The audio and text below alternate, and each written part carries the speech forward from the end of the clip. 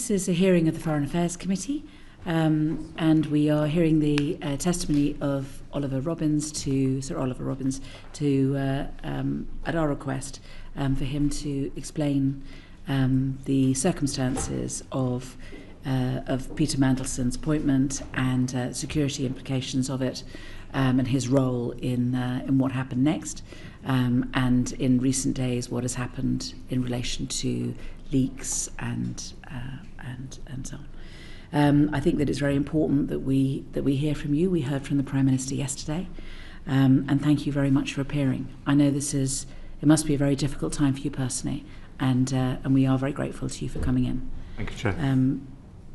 We're hoping that you're going to feel a bit freer to give fuller answers to us than you did on the last occasion you appeared in front of us on the 3rd of November, or in your letter of the 16th of September, when you clearly told us the truth, but you only told us part of the truth. And it's a little bit like, saying I had to run to work today, but not saying that you were chased by a bear. It reminded me of when I was a criminal barrister, and the importance of the oath being that you had to tell the truth and the whole truth. We're not going to ask you to swear on the Bible or anything like that, but I think that it is important that we do get the whole truth today, and I don't intend to kind of dwell on previous issues apart from just to say that now, because what I'd like to do is just to move on to where we are now and what the questions are. And I think what I'd like to do is perhaps ask you to walk us through what the situation was when you appeared in the Foreign Office as Permanent Under-Secretary. What was the state of play, and in particular, what was the status of Peter Mandelson, and what needed to happen next, and what did you need to do in order to ensure that happened? Thank you, Chair. And I know this sounds formal and maybe even a bit unlikely, but thank you very much for the opportunity today to come and speak to you about these matters. As you say, it has been a difficult time, leavened slightly by it being my birthday yesterday. Yes, all that. So thank you for the opportunity to set things out. I won't go on at length, but I think there are three important framing points I need to make. Firstly, as you say, when I walked into post as Permanent Under-Secretary on the 20th of January last year, I wasn't walking into a vacuum. I arrived to a situation in which a due diligence report had been undertaken into Mandelson by the Cabinet Office, assessing the reputational risks and his fitness for office. The Prime Minister had then presumably taken advice on his fitness for office. The name had been submitted to the King as Minister's recommendation. The Prime Minister had made an announcement that Mandelson was his nominee without caveats. The British government had sought agrément, the formal diplomatic process for a host government accepting a nominee from the US government, and that had been obtained before I arrived in post. He'd been given access to the building. He'd been given access to low classification IT. And from time to time, for case-specific issues, he was being given access to higher classification briefing. So I'm afraid I walked into a situation in which there was already a very, very strong expectation, and you will have seen the papers released already under the humble address, that coming from Number 10, that he needed to be in post and in America as quickly as humanly possible. The very first formal communication of this to my predecessor from Number 10 Private Office being that they wanted all this done at pace and Mandelson in post before inauguration. So that's the situation I faced. I'm sorry, so there is paperwork about that, and that presumably will be disclosed to Parliament? It already has been, Chair. That letter from Number 10 Private Office is already in the disclosures made. There's nothing improper about it, but that's the context I walked into. So I'm afraid what that translated into for my team in the Foreign Office, and certainly the handover briefing I was getting as I arrived at post, was what I felt was a generally dismissive attitude to his vetting clearance. The focus was on getting Mandelson out to Washington quickly. Despite this atmosphere, an atmosphere of pressure, the department completed developed vetting to the normal high standard. Because the vetting process is not there to determine fitness for office or reputational risk, it's there to protect national security. And the Prime Minister had already made those judgments. I'm so sorry to cut across you. We will get on to that, but can I still want to just take it in stages if it's all right with you? Yes. Because what I'd like to do is to ask you about, we hear about the circumstances, the announcement, the press release, the King having agreed, the Americans having agreed, the letter to him, congratulating him on it, the access, but it was all subject to vetting, and the question I want to ask is, what kind of pressure additional to that were you put under in relation to the vetting?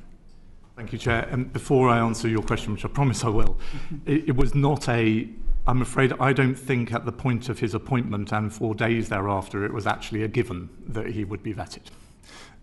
Again, if you look at the documents submitted under the humble address, there is no stipulation from number 10 that he should be vetted. The welcome that was sent to him immediately afterwards doesn't say welcome to the Foreign Office subject to vetting. The announcement put out on the 20th of December says that he will be out early in the new year. It does not say subject to vetting. The contract does, though. The contract of employment. The contract issued to him after he was vetted says that he must maintain his clearance. So did mine. Okay. That is an absolutely standard stipulation. But nothing about his appointment actually, as far as I've seen in writing, stipulates it. There was then a debate between Cabinet Office, FCDO, about how to make sure that he is sent out to post with the appropriate clearance. And that took several days. And a position taken from the Cabinet Office was that there was no need to vet Mandelson. He was a member of the House of Lords. He was a Privy Councillor. The risks that attending his appointment were well known and had been made clear to the Prime Minister before appointment. Now, in the end, the FCDO insisted and put its foot down. I understand my predecessor had to be very firm in person. But that was a live debate at the point of announcement, and I think it's important to make that clear to the committee. And that, again, should be minuted. Those discussions should have been minuted, and it should be they should be part of the humble address disclosure. Well, given your absolutely understandable focus on scrupulous accuracy, that's before my time, but I'm sure there will be papers. Yeah. And who was the debate between? Who in the Cabinet Office? Do you know? I don't know for sure. The briefing I had on arrival was that there had been a position taken from the Cabinet Office that, as I say, some of Mandelson's status meant that vetting might be unnecessary, and that had been a discussion for several days after the press notice. It had been resolved before Christmas and resolved in the FCDO's favour. And I only mention it, Chair, because I think to say now that it was always clear that his appointment was subject to vetting is something that the committee should consider whether that's something they need to take more evidence on. So before we move on, then, you're not sure who it was in the Cabinet Office, but can I ask this: was it a politician or was it civil servant? I don't know. I was not in post at the time. All I understand is that there was a live debate. I think at official level, but I couldn't swear to it. Okay. So, additional to that, was there other pressure put on you or put on the Foreign Office? I think throughout January, honestly, my office, the Foreign Secretary's office, were under constant pressure. There was an atmosphere of constant chasing. When will this? Daily phone calls. I couldn't say for certain daily, but I mean certainly very frequent, from private office to private office. Has this been delivered yet? Never any interest, as far as I recall, in whether, but only an interest in when. So when you say private office to private office, you're saying private office of number 10? Yes, I am. And who are we talking about there then? Are we talking about Elsa Tarry? I'm not going to say, Chair. I may no longer be a civil servant, but I didn't come here today to scapegoat other civil servants. I came here to make sure the committee understood the circumstances. No, I understand that, but I also want to know who the source of this is. And I want to be able to get as much evidence as possible to be able to identify who the source of the pressure was. I mean, from what you know, let's see if I can ask you this way. from what you know, what was the source of the pressure? Well, I've said I think that the vector I was most conscious of was from number 10 private office. And the number 10 private office is not sort of is a means by which others ensure that things happen. So behind the number 10 private office, who are we talking about putting pressure on the Foreign Office via the private office? Thank you for asking it that way, Chair, because that's the reason I do not want to name other officials in number 10. I think that the private office would only have been feeling this pressure themselves if they were under pressure. Yes. Did you answer the question? I don't know. So we do know that Morgan McSweeney was a protégé of Peter Mandelson's, and we know that he was very keen on Peter Mandelson getting the job, and we know that he resigned, saying that it was all his fault, and that he had advised the Prime Minister to appoint Peter Mandelson, and took it on the chin, took the blame. So, was it him? I'm afraid when I said I don't know, I meant it. I don't know. Right.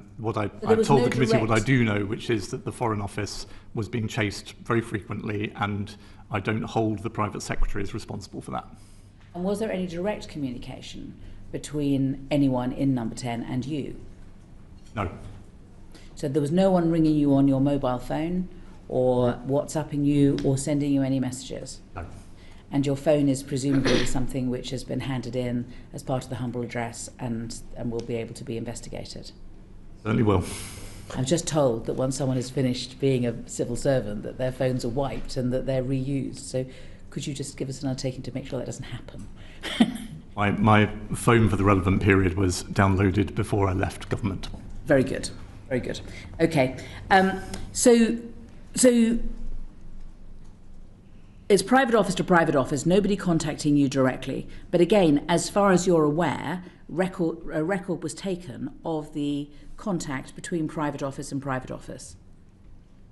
I'm sure there are records of interactions between us. I couldn't swear to what those are or how many of them there are, but you'll have to ask the government that, I'm afraid.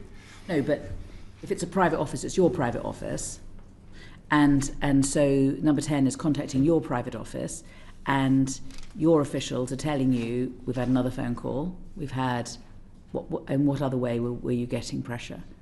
I'm talking, Chair, remember, I'm talking about the whole of January here, Yes. the first 3 weeks of which I was not in post. But were you actually in the Foreign Office, I even was though you weren't in post? I had a handover week the week before I took up the position, Right. where Philip told me a bit about the job, and I sat in a room some distant from his and read a lot of papers. Did he tell you that you were going to get a lot of pressure? He described to me the steps and the atmosphere that I've described to you. Yes. Okay.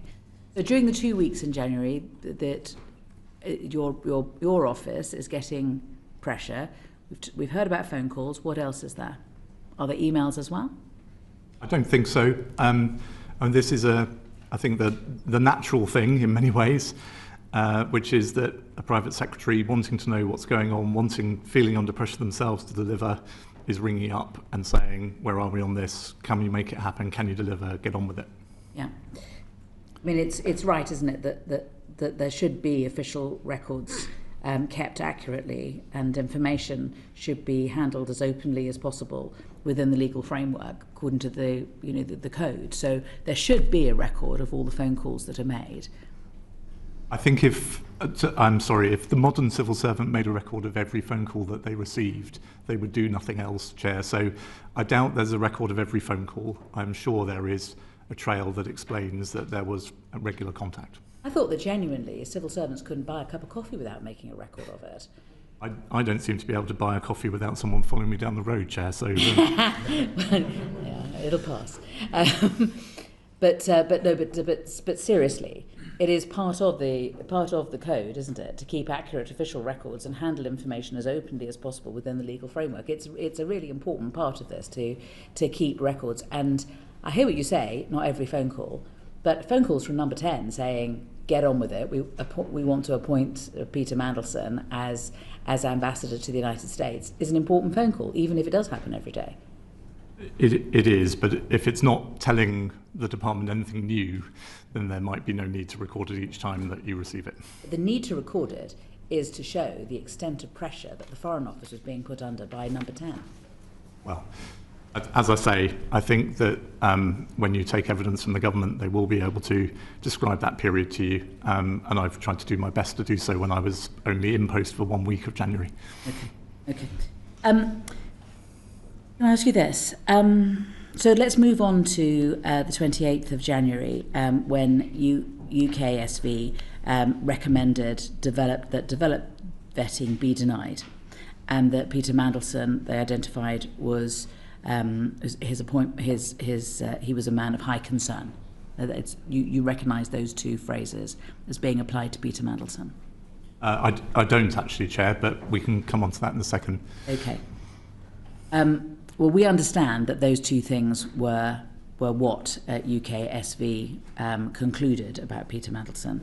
Now, any questions I ask you about this now are not to be interpreted as questions about what is the content of that vetting. All right? I don't want to hear about what was in it. I want to know what happened as a result. But what I want to ask you is, you had a meeting with the Director of Security, Ian Collard, and I understand that you're saying that he presented you with the findings. You didn't actually read them yourself. That's correct, Chair. Perhaps I could describe this meeting to you if that would help. And again, is there a note of it? There is a note of the decision.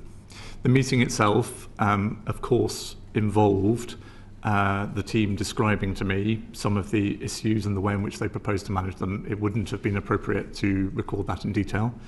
The decision of what we agreed we would do and the ways in which we would manage it is recorded and is available in the Foreign Office.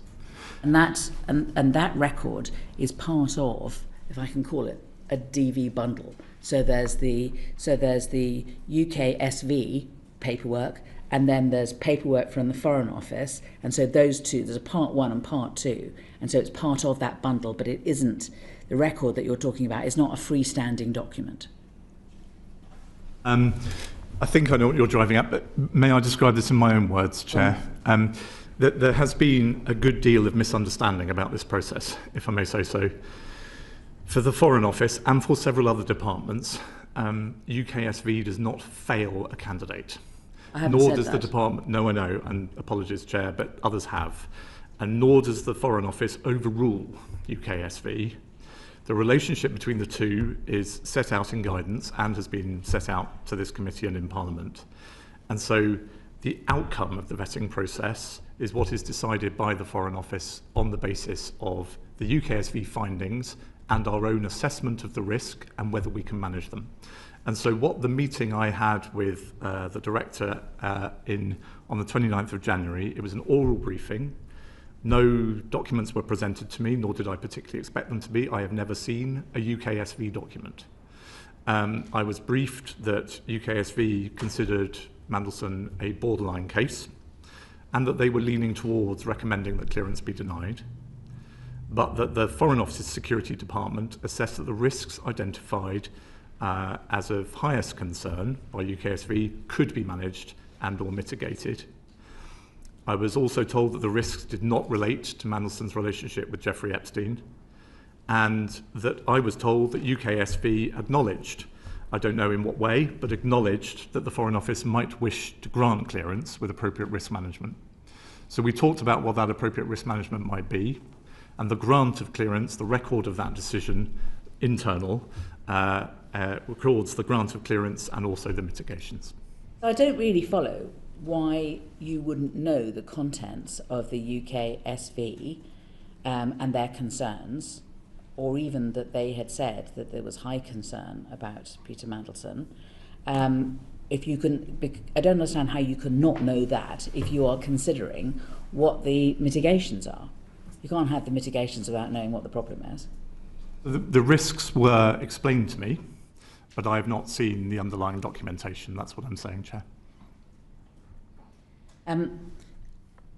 So perhaps, sorry, I mean, that obviously strikes members of the committee as odd, but well, yes. In all my years as a civil servant, many of them as a relatively senior one, I have never seen a UKSV document.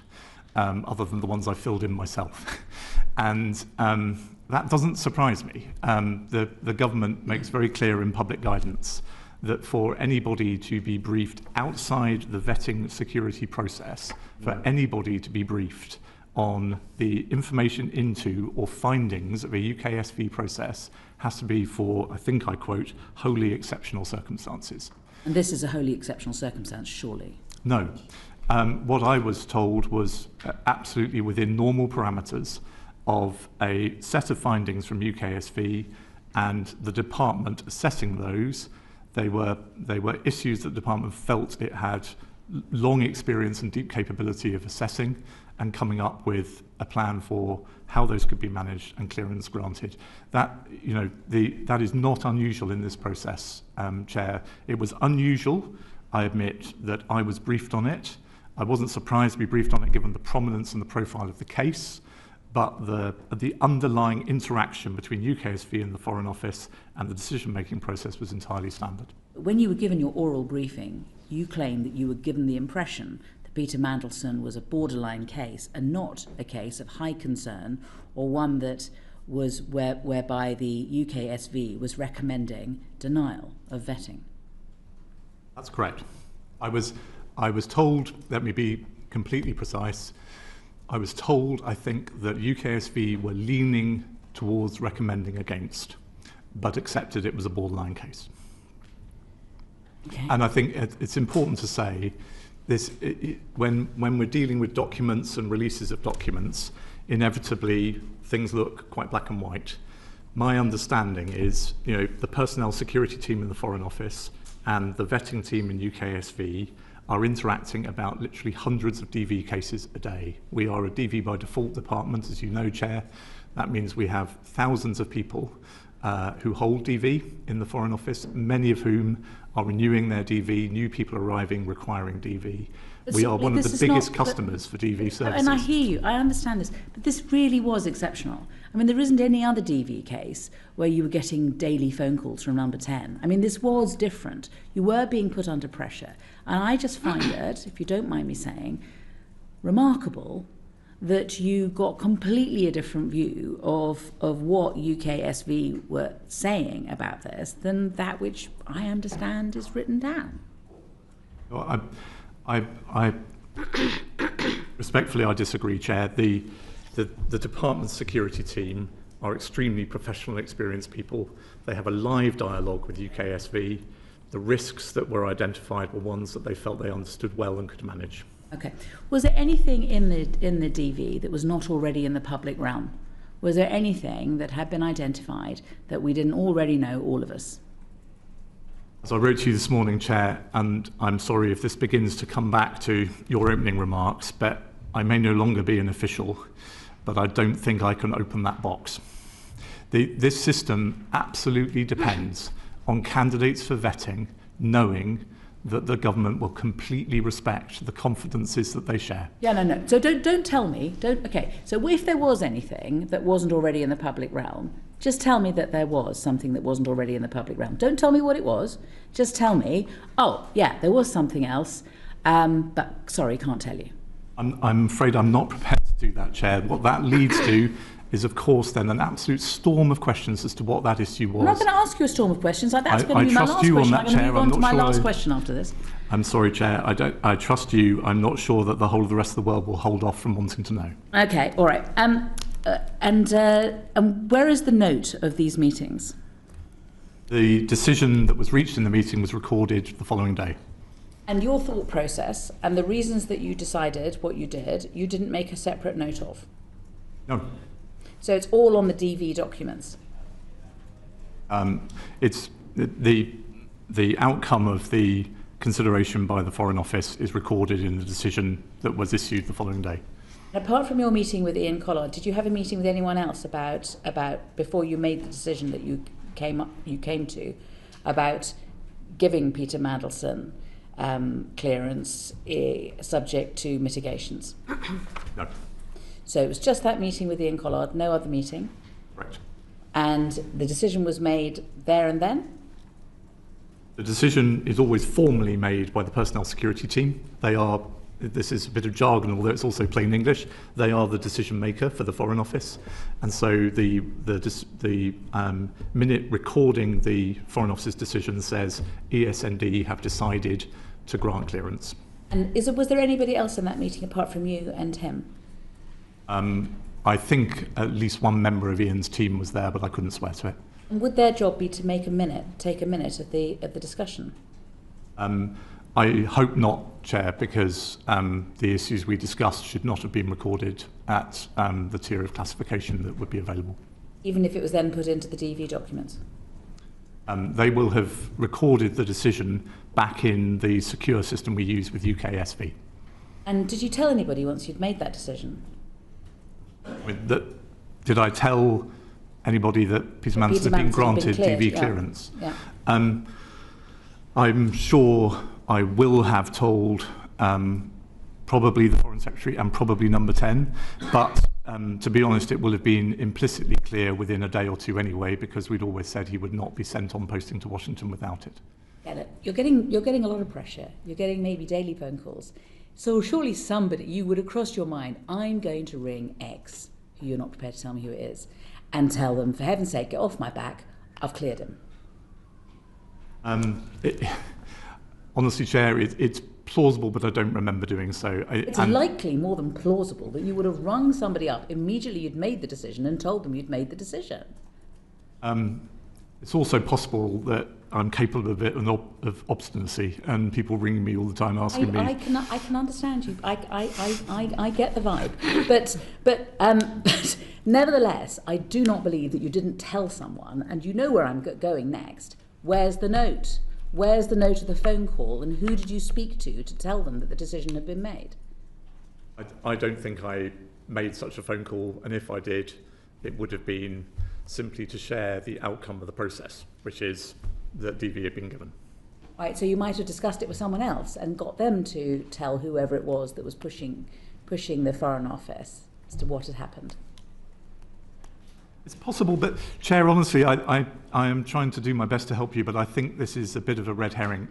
Within hours, as the humble address pack makes clear, Peter Mandelson was written to with a contract of employment and a posting letter to Washington, which the Foreign Office had always said he would only get once he passed DV. So it was absolutely clear. Not only that, within minutes of us recording our decision to grant DV, Peter will have received a DV certificate, and it's entirely possible that Mandelson himself will have then told people it's been granted. I don't think I felt under any obligation to tell anybody. I think you are under an obligation to keep accurate minutes and notes of decisions that you make, of actions that you take, and your reasoning.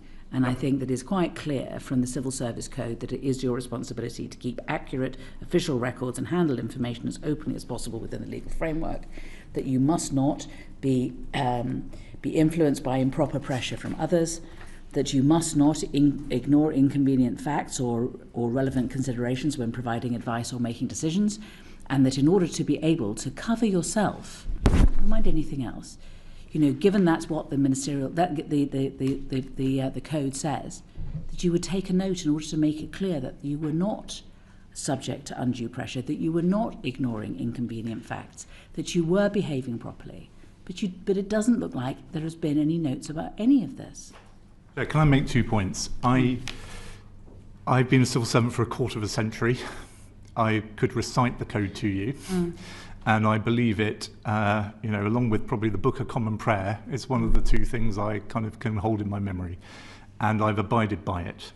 And you will find, when the records are finally opened, you will find record of the decision. It is clear.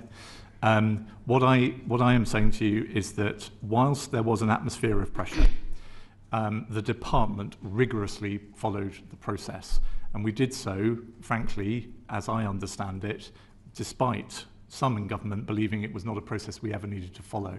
And I just ask you to reflect for a second. I don't think, my life might have been considerably easier over the last 2 or 3 days if I wanted to come to this committee and said I was put under such pressure I just agreed to it. But that wouldn't be true.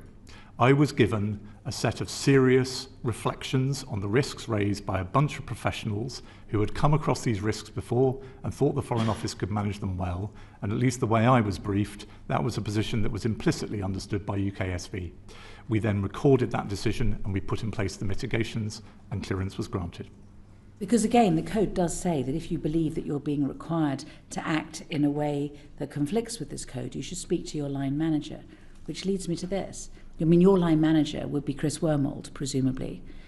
But is it right that you say that you never told him?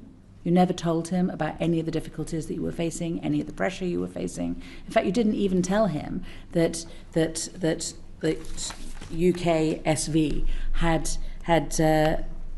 said that Peter Mandelson was a person of high concern and that developed vetting be denied. As I say, whilst I think the department felt under pressure, we were proud of the fact we'd not bowed to that pressure. Therefore, I didn't have a complaint to make to Chris because I was confident that we were handling it well. I should say on a lighter note, Chair, I think by the time clearance was granted, I'd not yet had my introductory meeting with the Cabinet Secretary, so these were very early days. Yeah. And it wouldn't be part of your meeting with him to say, oh, well, we had a few wrinkles, but it doesn't matter, it was sorted out. Or, UKSV were pushing in one direction, but the Foreign Office have, through putting conditions on Peter Mandelson, covered that. Or you wouldn't have been tempted to say that to Chris Wormold, you wouldn't have been tempted to say that to Morgan McSweeney, you wouldn't have been tempted to say that to anyone. Absolutely not, Chair, because my understanding of custom, practice and guidance is that the decision-making within the box of the vetting process must remain entirely confidential. But if you've put it in any of the ways I've suggested, you would not have been disclosing any of the content of that DV. You would just have been disclosing the fact that it had been passed, but that there had been difficulties. And surely that does not disclose anything of substance. That's all process. But I think it would have been, Chair, I think it would have been me just trying to shift responsibility onto others.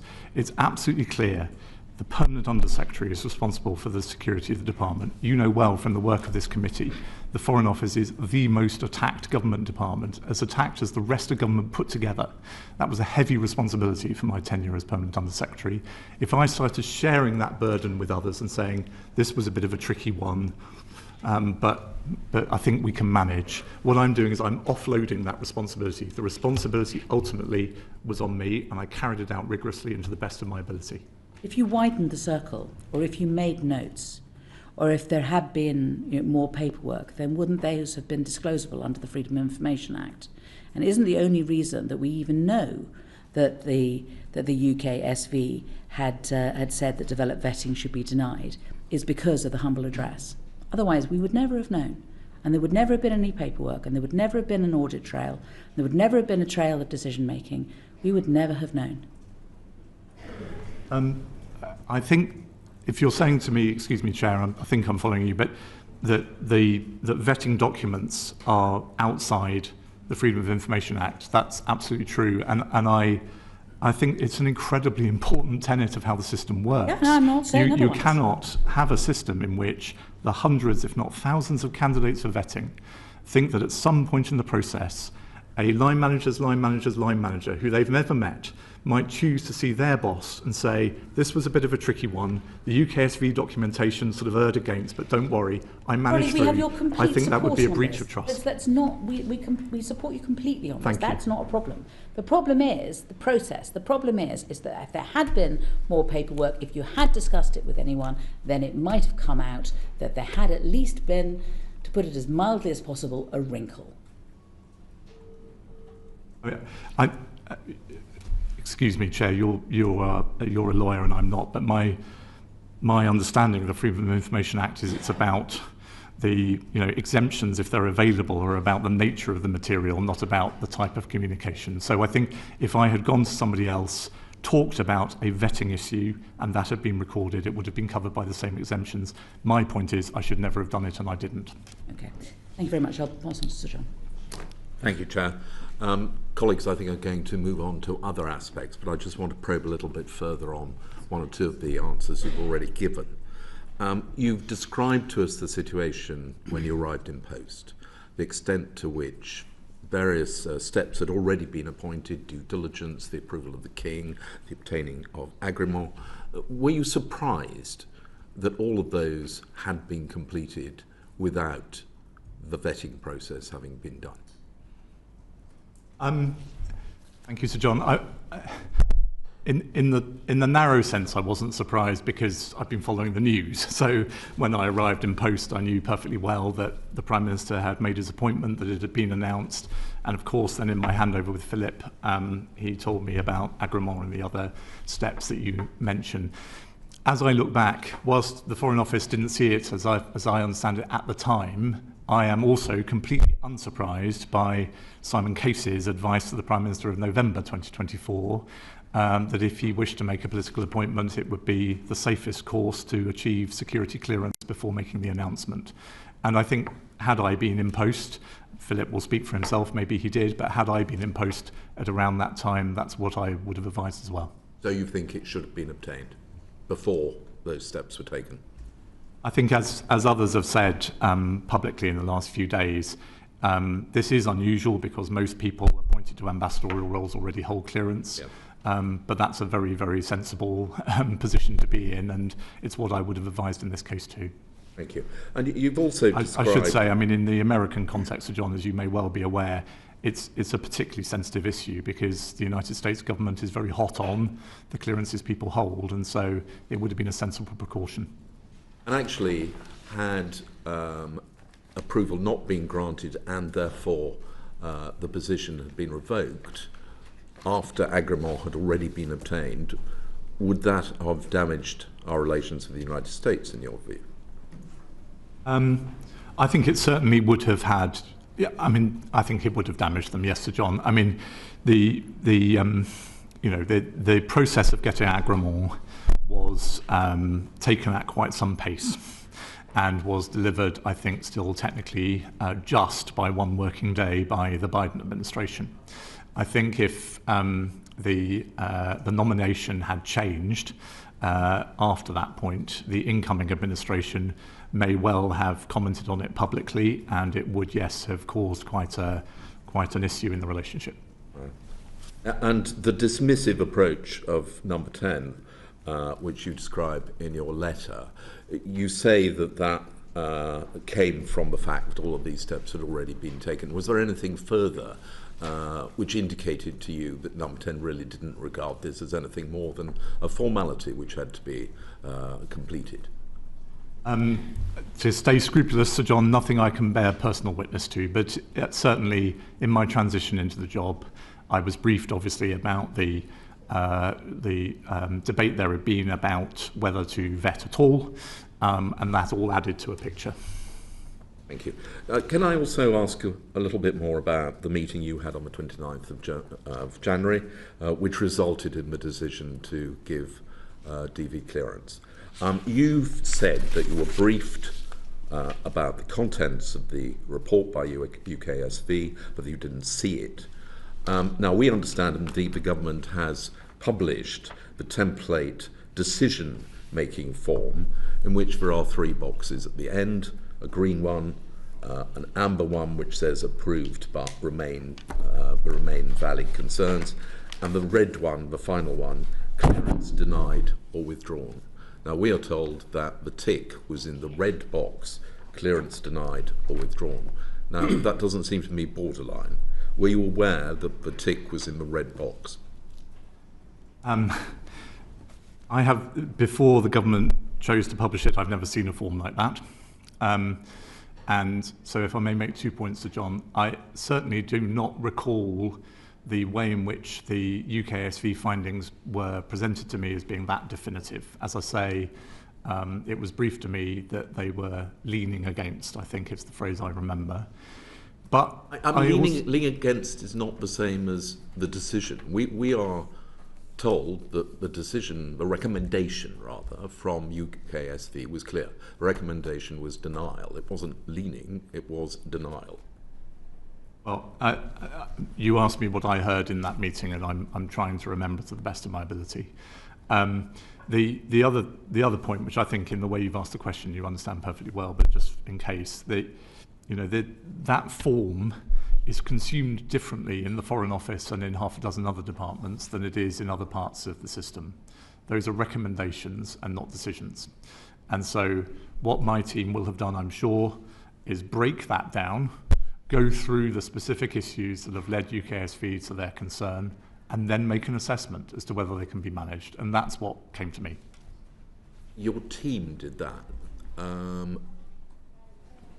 The meeting you had was only with the Director of Security, so it would have been his officials who have broken it down, and he would have reported to you the outcome of that process. Right. And a note was then circulated afterwards saying what the decision was. Did that note simply say, it has been decided that Lord Mandelson is to be granted clearance, or did it say, despite the recommendation of UKSV, it has been decided? I think that minute is not a minute I can properly discuss, Sir John. It's no longer, sadly, my document. And as I said in answer to the Chair's questions earlier, it's a minute that certainly would give you, the public, but also our adversaries, quite a strong sense of how we tried to manage that process. But are you aware that anybody else other than you and the Director of Security who took that decision were aware outside that the decision went against the recommendation of UKSV? So apologies for repeating myself, but I was told that it was borderline and that they were leaning against, recommending against. I don't remember anybody at any stage saying anything different to me, certainly not about red boxes. So I'm sorry, I don't know if that answers your question. But I'm afraid it doesn't quite. Okay, Essentially, my question is, you took a decision in a meeting with just one other person present. Was anybody else aware after that meeting that the decision had been to overturn or to go against the recommendation of UKSV? Or was it simply reported, we've had a meeting and we've decided that he should obtain clearance? I'm sure the Director, and sorry, I did answer the Chair earlier. I don't think it was just the Director in the meeting with me. I think there was at least one member of his team there. I'm sure they will have debriefed to some extent on the conversation, but I don't know precisely what was said. Did you tell ministers at all, or number 10? You told them the outcome of your decision, the outcome of the meeting, but did you tell them about the recommendation made by UKSV?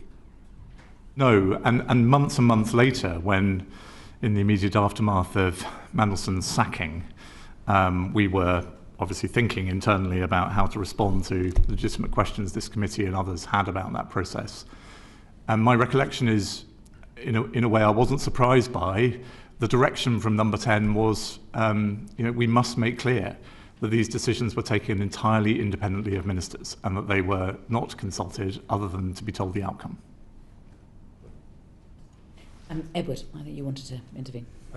Thank you, Chair. I just wanted to clarify the conversation that happened in the meeting discussing, presumably your Chief of Security comes to you and explains the concerns raised, but also the mitigation that he believes the department can put in place.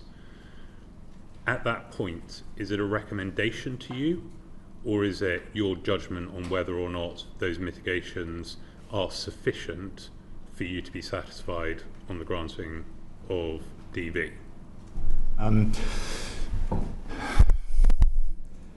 Good question. I recall it as a recommendation to me, but before you read too much into that, I was accountable. I accept that. So that is not an attempt to say, if only they are entirely professional people. They care deeply about national security. They run one of the toughest security functions in government, given the attack we're under. I trusted their judgment and I backed it. Okay, I totally accept that, but I just want to be clear that the advice you were given in that meeting, that conversation, was that we understand these risks, we believe we can mitigate against them, and therefore you should be comfortable making the decision to grant it, or it's our decision that it can be granted given these mitigations are in place? Obviously, we're at a stage in this whole episode where precise words are very important, and I wish I could recall them that precisely, Mr. Morello, but I don't think that's an unfair representation. Okay. So you've already outlined the extreme levels of political pressure that you were under to complete this process. Is there any suggestion that that pressure filtered down to the department that ultimately was making the recommendations to you? Were you satisfied in that meeting that the evidence the options that were proposed to you and the decisions that they were proposing was come to independently of the political pressure that was being exerted on you, or will they also have felt the political pressure that was on the department? So, extremely good question, and I am very confident in answering. They are clever people, they will have been very aware of the pressure. I also have complete confidence that their recommendations to me and the discussion we had and the decision we made was rigorously independent of that pressure. Thank you, Chair. What I want to ask, having heard everything you've given us so far, is what do you think would have happened if you denied clearance? Yeah. How would you have gone about that? Yeah. What would the impact of that be? Would it even be possible? So maybe this is the first time, remembering back to the Chair's introduction, where I can abandon the civil servant's response of saying that's a hypothetical question.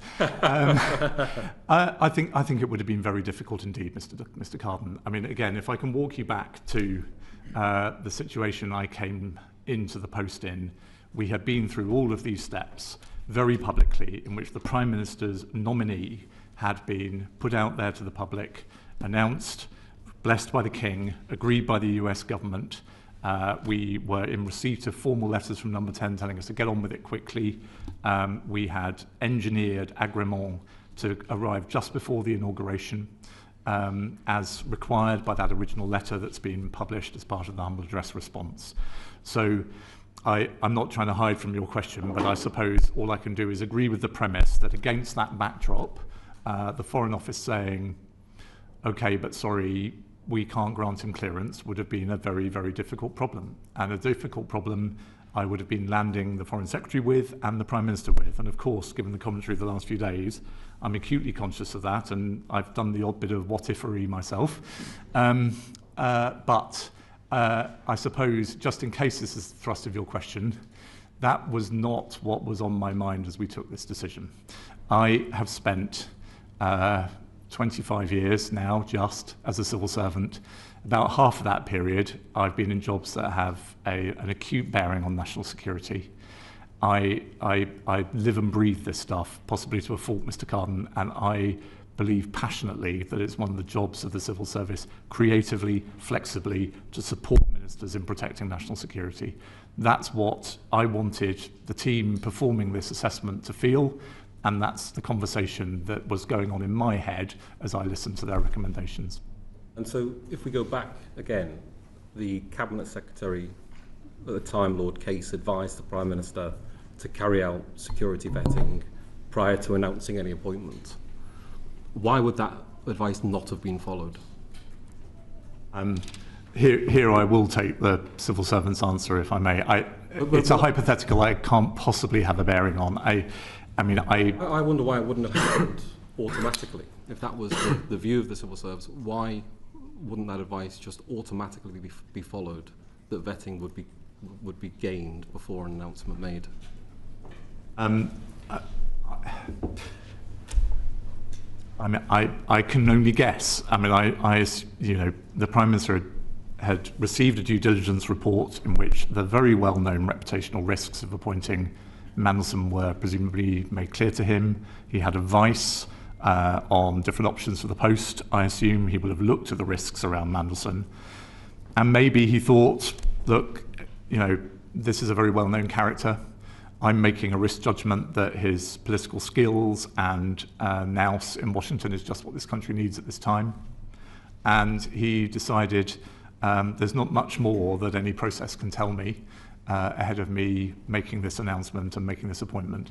Now, as I've said earlier in response to questions, I hope that if I'd been in the system at the time those decisions were being made, first I hope that Number 10 or the Cabinet Office might have wanted to consult me. I don't think at the time the Foreign Office was consulted. And then I hope my advice would have been, that's adding unnecessarily to your risk, Prime Minister. Yesterday, the Prime Minister said that Foreign Office officials granted him, Peter Mandelson, developed vetting clearance against the specific recommendation of the United Kingdom security vetting that developed vetting clearance should be denied. And then you've said to us that UKSV did not fail Mandelson and FCDO did not overrule their decision. I'm trying to get to the... Is it your contention that the Prime Minister is misunderstanding the process which you followed?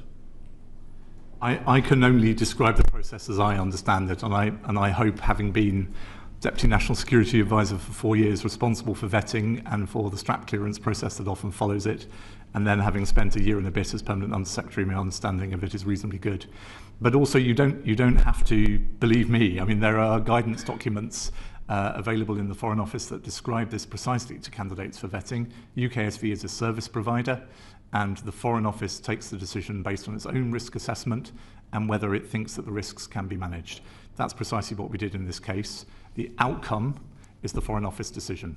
That's a professional decision on security advice. It's not the quixotic decision of some permanent secretary who thinks he's under pressure.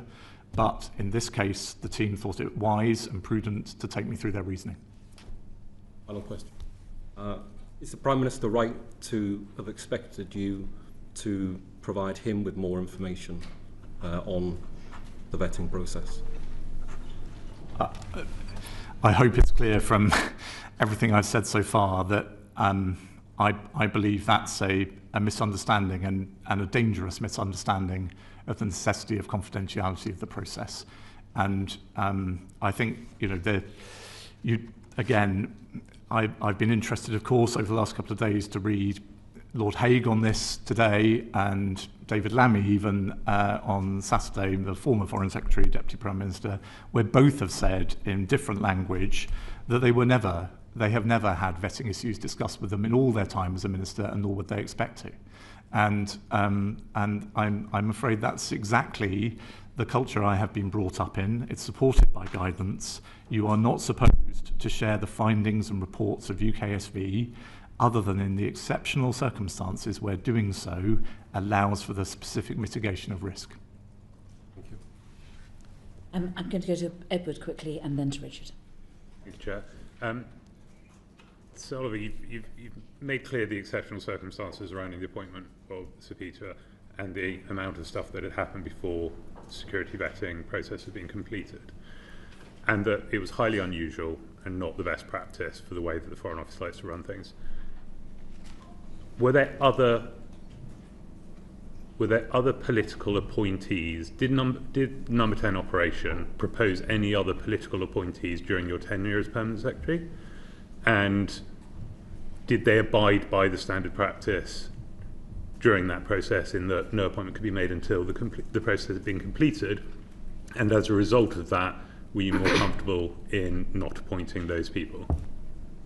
I think in my tenure as Permanent Under Secretary, there was only ever one other serious proposal made, and I think that was in March 2025. What role? Sorry? What role? There were several discussions initiated by Number 10 with me about potentially finding a head of mission opportunity for Matthew Doyle, who was then the Prime Minister's Director of Communications. And I was under strict instruction not to discuss that with the then Foreign Secretary, which was uncomfortable. But the context here, Mr. Morello, was, I was still in my early months in the job, but I'd already concluded, as indeed I think I gave evidence to this committee about not long afterwards, that the Foreign Office needed quite serious reform. I was in the process of talking to the top team about quite a profound restructuring involving job losses. And I found it very hard to think how I would explain to the office what the credentials of Matthew were to be in an important head of mission role when I was in danger of making very senior, very experienced diplomats leave the office. So, I mean, after a couple of, I did my duty, I looked at the forward look of available jobs, I shared with number 10 what some of those might be. It was, to be honest, hard to find something that I thought might be suitable, but I also felt quite uncomfortable about it, and I kept giving advice that I thought this would be very hard for the office and was hard for me personally to defend. So your question, obviously, given what we're talking about today, is about the interaction with vetting. That didn't arise because Matthew was already in post in the Foreign Office as a special advisor, in number 10 as a special advisor. And after a day or two, the idea seemed to get dropped. So I don't think, back to your question, this specific issue of a political appointee and the interaction with the vetting process came up again during my time. Thank you. Can I just, because there's a little bit of mounting confusion, I think, on the committee, and if it's not just on the committee, it might be with the public as well. Are you saying that UKSV didn't recommend that DV be denied? I've put in too many negatives there. Are you saying that UKSV didn't recommend that DV be denied? Are you saying that? No, I'm trying to tell the committee what I was briefed in that meeting on the 29th. You're saying borderline? I was told it was a borderline case and that they leant against. Borderline and leant against. And that's different, is it, to recommend that DV be denied? I can only tell you the words I heard. Said you were not aware that this box had a tick in it, the red box saying clearance denied. Until the government published it, I've never seen a sheet like that, Sir John. But even if you hadn't seen the sheet, you didn't know that the clear recommendation, final decision of UKSV was clearance denied. I was told that it was a borderline case and that UKSV were leaning against granting clearance. Sorry, Richard. Thank you, Chair.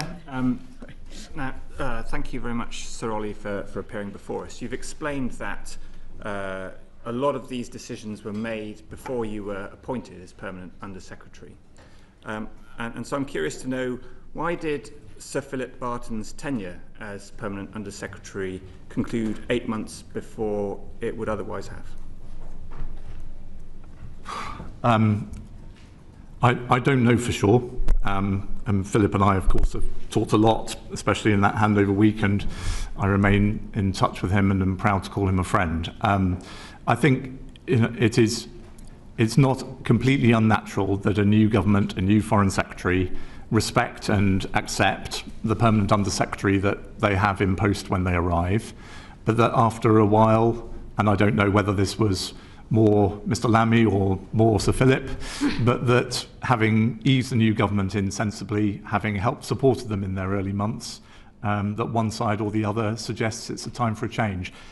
If you want to know more about that, I think probably you have to ask Mr. Lammy or Sir Philip. Certainly. And perhaps the committee will be taking evidence from them or others. But according to the recollection of the National Security Advisor, Jonathan Powell, when he was reflecting on this time last September, he recalls that Sir Philip Barton also had reservations about the appointment of Lord Mandelson. What did you know about Sir Philip's reservations when you were preparing to take over from him? Again, I'm reluctant to speak for Philip, if I may say that, because so much of this has become now so loaded and controversial.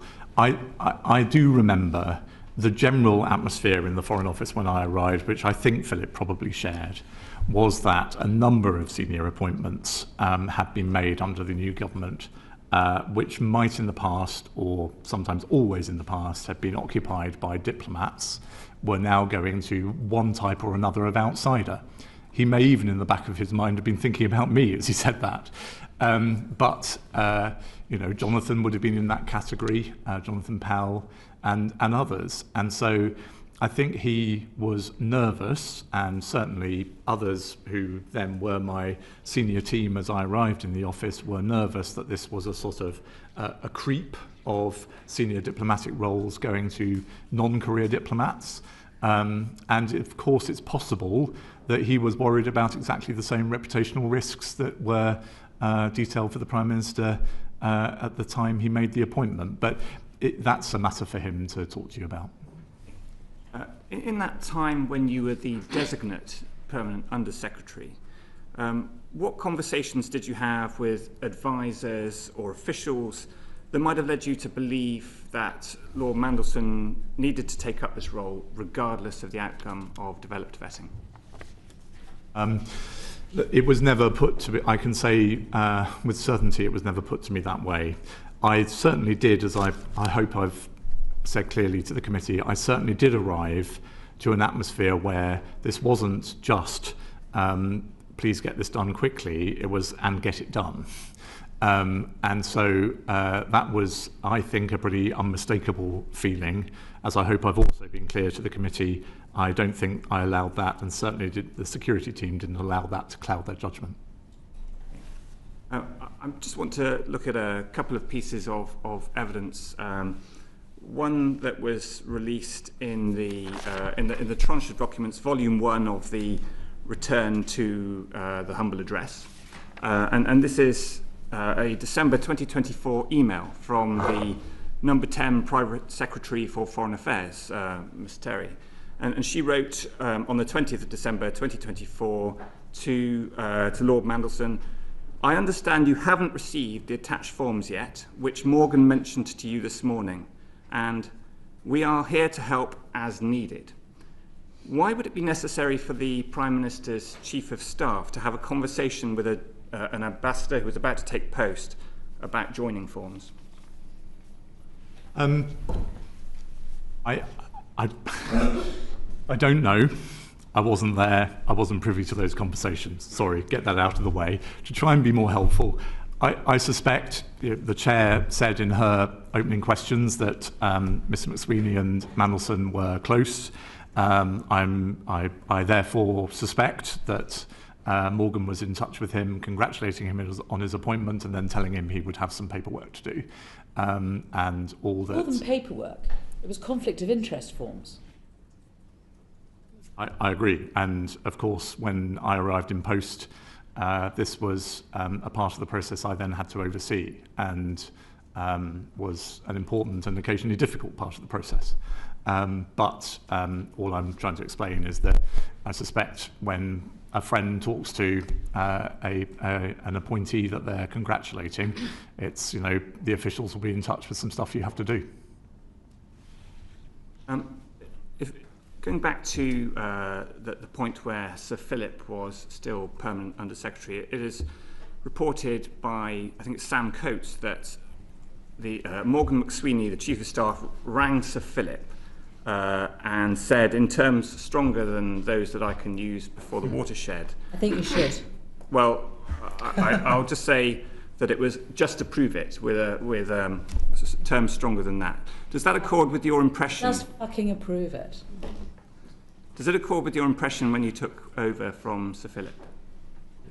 I think I recall Philip saying to me, certainly Philip's handover to me has contributed to my strong sense that there was an atmosphere of pressure and a certain dismissiveness about this DV process, which I hope I've tried already to be honest with the committee about. I don't remember Philip using those words.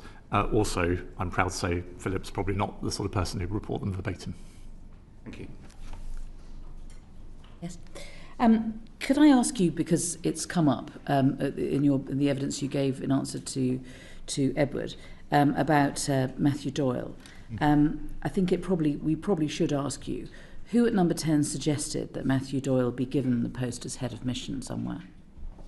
I don't know what the origin of the suggestion was, and I don't know who exactly was behind it or how serious it was. It was serious enough for the number 10 private office to bring up the head of the diplomatic service and ask for a forward look of available head of mission jobs. And that's the point at which I thought that I needed to lay down some markers. And who told you not to tell the Foreign Secretary? Exactly. The number 10 private office were clear that this was so sensitive because it was about the Prime Minister's own dispositions for his own senior staff, that I should keep that to myself for now. Did Sir Philip tell you that, raise any similar incidents during his tenure? Did he tell you did he warn you to expect this kind of behaviour from number 10? He didn't. I mean, I have been around long enough, Mr. Morello, that I remember making one or two of these calls myself as a number 10 private secretary back in the day. So, I don't want to... You remember making calls to the head of the Foreign Office saying, can you get a job for my mate, but don't tell the Foreign Secretary? I hope I wouldn't have used that. Well, certainly I don't remember trying to get any job for my mates. Can you get a job? Can you help get a job for ex's mates? But don't tell the Foreign Secretary. I think it's. I don't. It's so long ago, to be honest. I can't remember the terms of the phone call I'm recalling. But it was. I don't think it's completely surprising that the Prime Minister would be so sensitive about the way in which he was dealing with a member of his senior team, and particularly a director of communications who's in minute-by-minute contact with the media, that he would want that kept to a very, very tight group of people at the time. And to be honest, the reason it's sort of surfaced again in my memory recently is that while I did keep this on very, very tight hold at the time, I think subsequently, or maybe simultaneously, Mandelson was asked about whether there was a job that could be made available in the US network. And so I think the fact that Number 10 was interested in potential diplomatic options for Doyle was probably a bit more broadly known than I realised at the time. Afra. Thank you. Just before moving on to the kind of main things I want to discuss, on that point that has just been talked about, when exactly were these conversations taking place? I'm afraid I can't tell you that precisely. Sometime in March last year. Okay. And what was the reason, in your opinion, that it didn't move forwards? I don't know.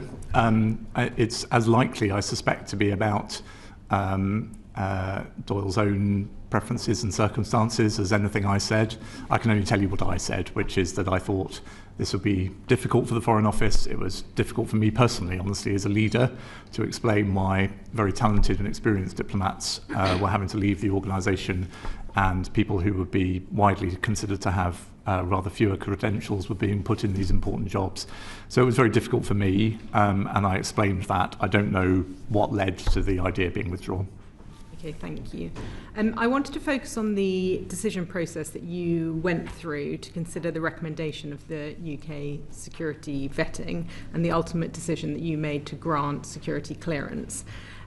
When you were considering the recommendation and the risks that were brought to you by the UK SV, in your view, did the findings materially alter the type and level of risk that had already been brought to the Prime Minister's attention? So, Ms. Brandreth, that's a clever version of the Chair's question earlier. What you're inviting me to do is to say, are there particular risks that were new to me? I didn't say cleverer, Chair. You're inviting me to say, were there risks that were not already known in the public domain? And I'm afraid if there's one thing keeping me sane over the last few days, is that I will defend the integrity of this process. I hope I have a reputation. If you speak to other politicians, former ministers, the 4 prime ministers I've delivered for personally, that I am a person who gets things done, who tries to deliver for ministers, get through process and make things happen. I have always seen vetting and national security as slightly different, and so I will hold to that position if I may. Okay. You were required to make the ultimate decision to grant or to not grant security clearance. And given that, as you've said, the public announcement of Lord Mandelson's appointment had already been made in December 24, before you took up the post, given that the White House had already confirmed it would accept and that His Majesty the King's agreement had been sought, did you feel that you were effectively left in a position where you had no option but to manage the risks or to cause a diplomatic incident? I was very conscious that if we went through the rigour of our process and decided against granting clearance, that would have caused a real problem for the government and a problem for the country. But as I've been trying to explain, I was conscious of that without letting it influence my judgment, let alone transferring any of that atmosphere onto the people charged with actually making that assessment. Could there have been information from UKSV that would have therefore changed your decision?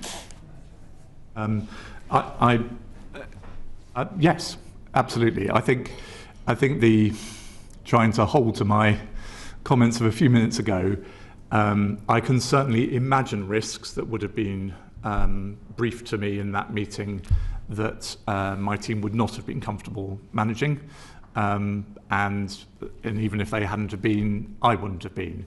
You know, the normal way in my tenure in the job in which the Permanent Undersecretary interacts with the vetting system, Ms. Brandreth, is in vetting appeals. So we have, as I've said, thousands of people who enjoy the highest level of clearance. And sadly, people's circumstances change. Sometimes they do silly things. Sometimes this is for sad reasons. And that leads to their clearance being downgraded or even withdrawn. In those circumstances, given all I've said in answer to other questions, it is the Permanent Undersecretary who is the ultimate authority on whether they retain their clearance and the person to whom those appeals come. And the reason I'm telling you that is because I hate doing it, honestly. It's one of the most emotional things I got involved with in my time in the job, because you're conscious, you're sitting there with a manila folder and a recommendation from the personnel security team that's about to shatter someone's job. And I don't say this with pride or machismo, but I have signed those papers, sometimes after hours, way into the small hours, considering them. So I take those responsibilities extremely seriously. I have been prepared to follow through on tough advice.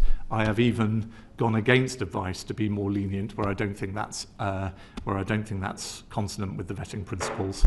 But in this case, I didn't feel under that pressure personally in terms of my judgment. You say that you followed due process.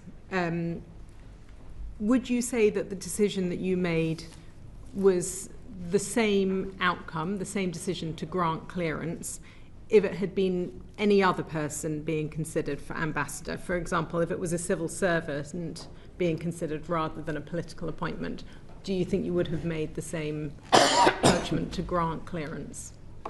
The framework we applied, and therefore, yes, ultimately the decision, I think I would have applied in any case that had been brought to me. The only reason I'm putting it that way, Ms. Brandreth, is, of course, this committee today in the commentary is focusing on the unusual circumstance of this being a prime ministerial appointee and a political appointee. Mandelson was also unusual in some other ways. He had a much longer, much more senior, much more visible career than most people who came for vetting in the Foreign Office, with a wider range of contacts, risks, issues throughout his career and life.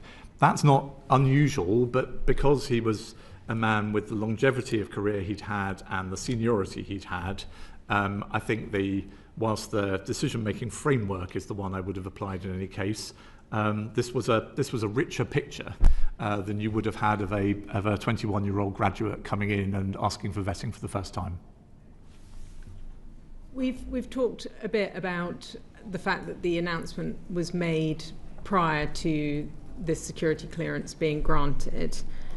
If security clearance had been sought prior to the announcement of Lord Mandelson's appointment, would that have changed the judgment you made in granting security clearance, do you think?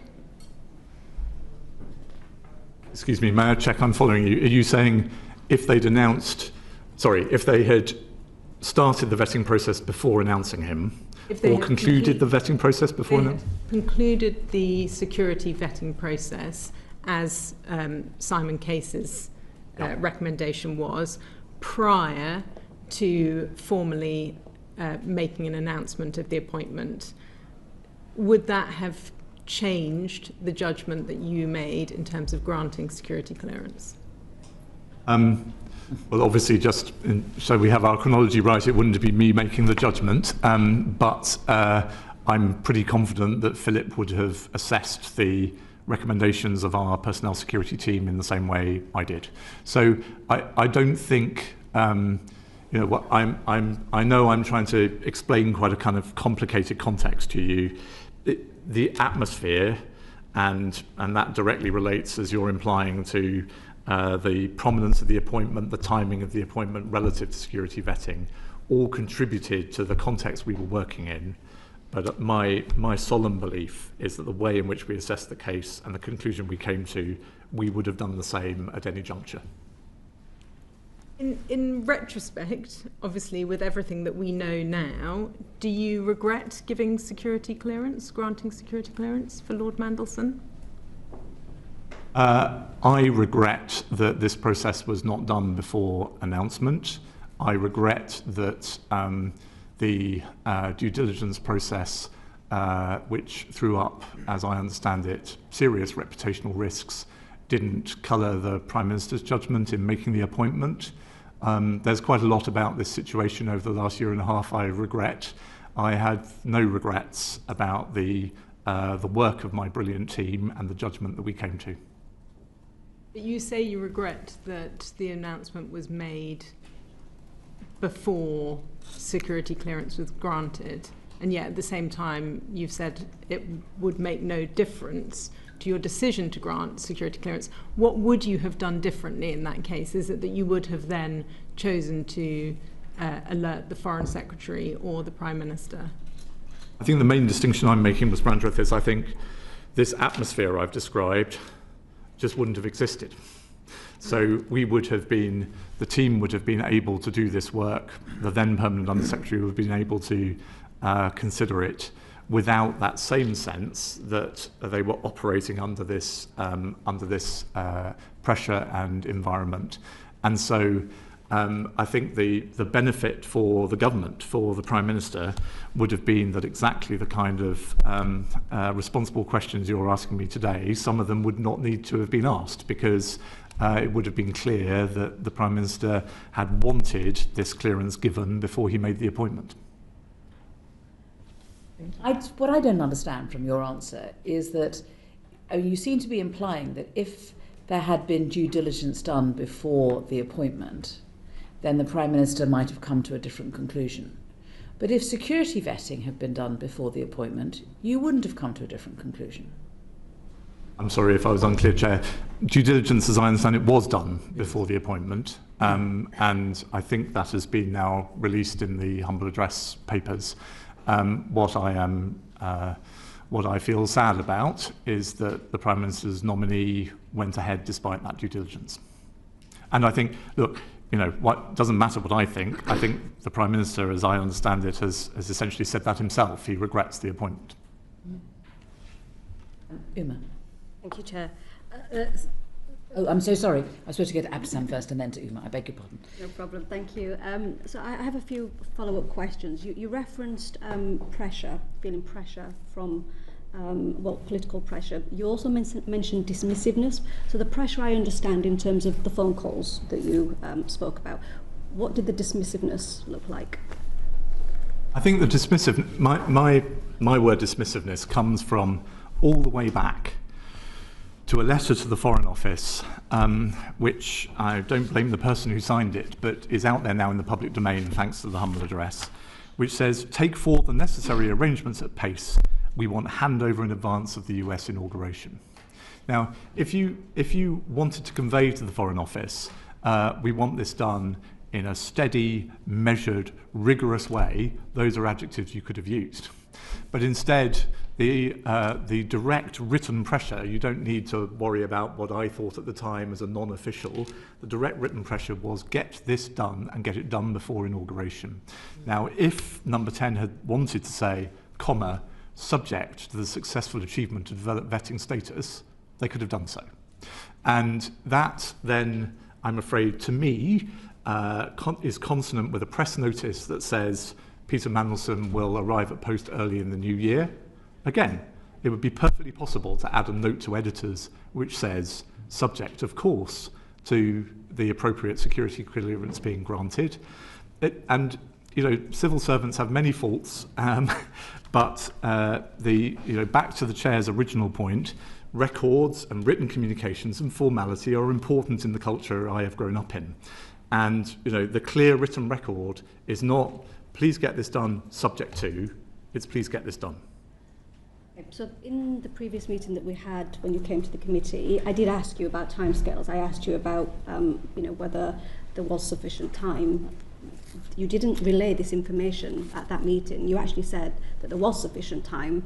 I think the transcript says, in terms of the process, I am absolutely confident that UKSV undertook the process in precisely the standard way, doing all the checks it would expect to do, and we had ample time to assess and decide on the basis of its work. So that kind of contradicts the information that you're giving there. With respect, I don't think it does. The DV process, more column images about which have been written in the last few days than I think in the entirety of the rest of its existence, is an extremely intrusive and rigorous process. What we ensured, of our own volition, but responding to the atmosphere I've described, is that we used one of the tickets that the Foreign Office has per year to ask USV to do it quickly. Not to a different standard, but do it quickly. And that's what they did. And so by the time the assessment came to me, I was confident that the process had been undertaken in the usual way, but if you like, it's a crude analogy, but Mandelson's case had been put at the top of the queue rather than waiting its turn. And so when I briefed the committee on that 3rd of November occasion, I was able to say that the process had been followed in the usual way and that we did not feel that we were rushed, because we had rushed UKSV to get us the full rigorous work that they do, but ahead of the rest of the queue. And just going back to when you said the decision being borderline and denied, you were not told that it was denied at any point on the 28th when the decision was made. This is one of the most important misunderstandings. UKSV do not deny clearance in the Foreign Office. They make findings and they make a recommendation. I was told that that recommendation was that they, quotes, lent against, and it was a borderline case. That's the conversation I relayed to the committee. They do not deny clearance. The Foreign Office grants or denies clearance on the basis of a hugely experienced and capable personnel security team that responds to the fact that the Foreign Office is under more threat than the whole of the rest of government put together. Okay. And just in relation to the final decision then that you made, you've referenced in your response to AFRA that you wouldn't have made a different decision. Do you often think about the consequences of the decision that you made? I've had plenty of opportunity over the last few days to reflect on that. And I think about the consequences of it right now, I'm afraid, for my wonderful family and for the fact that I don't seem to be able to sleep in my own home and for various other things. But I don't reflect negatively on the professionalism and the judgments of my colleagues, or I hope myself. You also referenced that there was a bunch of professionals that explained the risks. Who were those professionals? So the way the Foreign Office is organised, I of course don't speak for the Foreign Office today, but the way the Foreign Office is organised is that at the time, there's been a slight reorganisation since, but we had a directorate of the Foreign Office called Estates, Security and Network Directorate, broadly speaking, buildings and security. And within that directorate is a security department that focuses on all the range of security risks that the Foreign Office face, to assets, to material, to people. And within that, there is a personnel security team. And it's that personnel security team, it's laid out in internal guidance, that will assess the report from UKSV and normally will take the decision themselves on whether to grant or deny. Occasionally that gets escalated up the line, and in this case, as I've made clear, it came to me for a sense check at the end. Do you mind if I just interrupt? Because I'm still thinking about this leaning against versus clearance denied or withdrawn. I mean, if you had been shown the documents where the box had been ticked, high concern and clearance denied or withdrawn, would you have changed your mind and decided actually UKSV were not saying that this was a borderline case and they leant against, and that they were leaning against it, but instead that they had high concern and clearance denied or withdrawn was the box that had been ticked? Completely understandably, Chair, everybody is focused on the form. But the way I recall there's so little paperwork in relation to this that forgive us for relying on the little bit that we've got. Forgive me, that certainly wasn't a criticism of the committee. I'm just frustrated that the way in which it was described to me, and which on a kind of normal human being level I would expect it to be, that this was a dialogue to some extent between extremely experienced security professionals in UKSV and the Foreign Office's personnel security team who speak many, many times a day. And so, the way the conversation, I recall it, on the 29th of January, was that they had debated some of the assessments that UKSV had made about specific risks, and indeed that as that had been reviewed internally in UKSV, some of those had shifted up and down a bit. And then the Foreign Office have reached its assessment and briefed me on it. So I can understand why we are all today focused on the starkness of the form, albeit a form I have never seen. But the conversation as briefed to me was a dialogue between the two, in which clearly, I'm not trying to pretend otherwise, there was unease in UKSV, and the Foreign Office had to work out whether it could manage and mitigate that unease. I'm going to try one more time. It does seem to me, and I don't think I'm alone, that there is a difference between leaning against and borderline and clearance denied or withdrawn and high concern. You didn't see the form.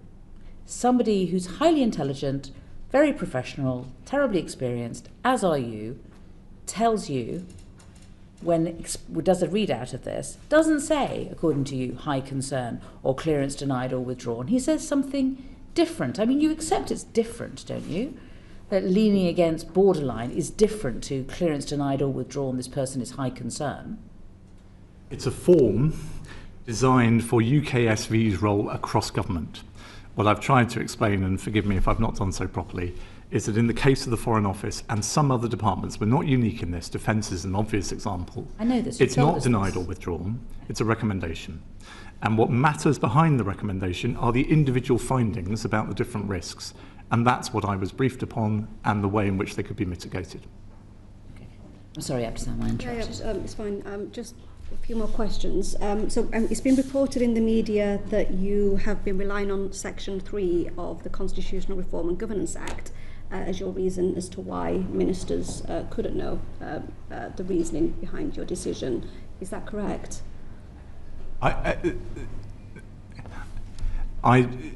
The national security vetting is not a system set up by statute.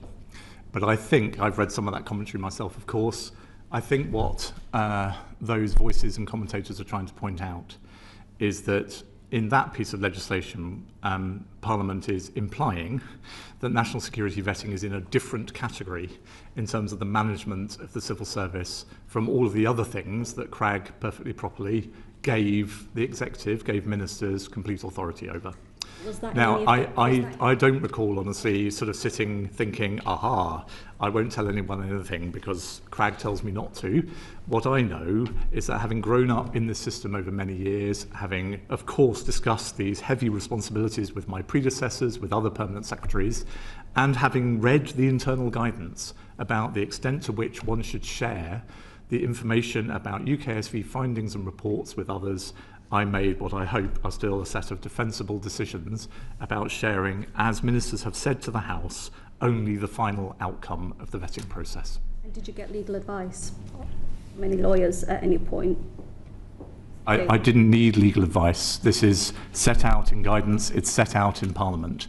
The way in which this system works is that ministers are held entirely independently. Now, well, to quote Stephen Doughty, the national security vetting process is rightly independent of ministers who are not informed of any findings other than the final outcome. He said that on the 16th of September. It's a piece of briefing that we shared with the Cabinet Office and Number 10, and they approved explicitly. Indeed, my recollection is that Number 10 asked me to ensure, in the way that we briefed both the Foreign Secretary and other ministers, that we made clear that ministers and Number 10 were held completely removed from the vetting process, and so we did, because it's true. Given the scale of the decision, this is, it's not an ordinary, you've said it's exceptional. At any point you thought you didn't think you'd need legal advice to perhaps protect you going forward? I mean, it has crossed my mind in the last few days that it would have been quite nice if I'd sent such an email and got such a response. But the point I'm trying to make, without labouring it, is this is such an established part of the way that we operate this system. I at no point sat there and thought, this one's a really tricky one, I need to ask a lawyer. It's, we had briefed ministers accepted that position. The way in which the internal guidance is written is absolutely clear about the strict confidentiality of the box within which the vetting system operates.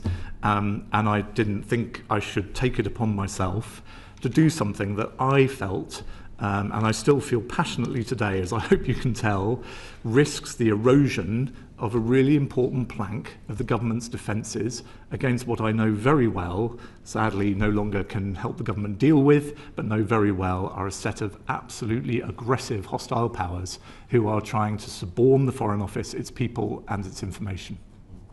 Thank you, Chair. Thank you very much. That's Uma.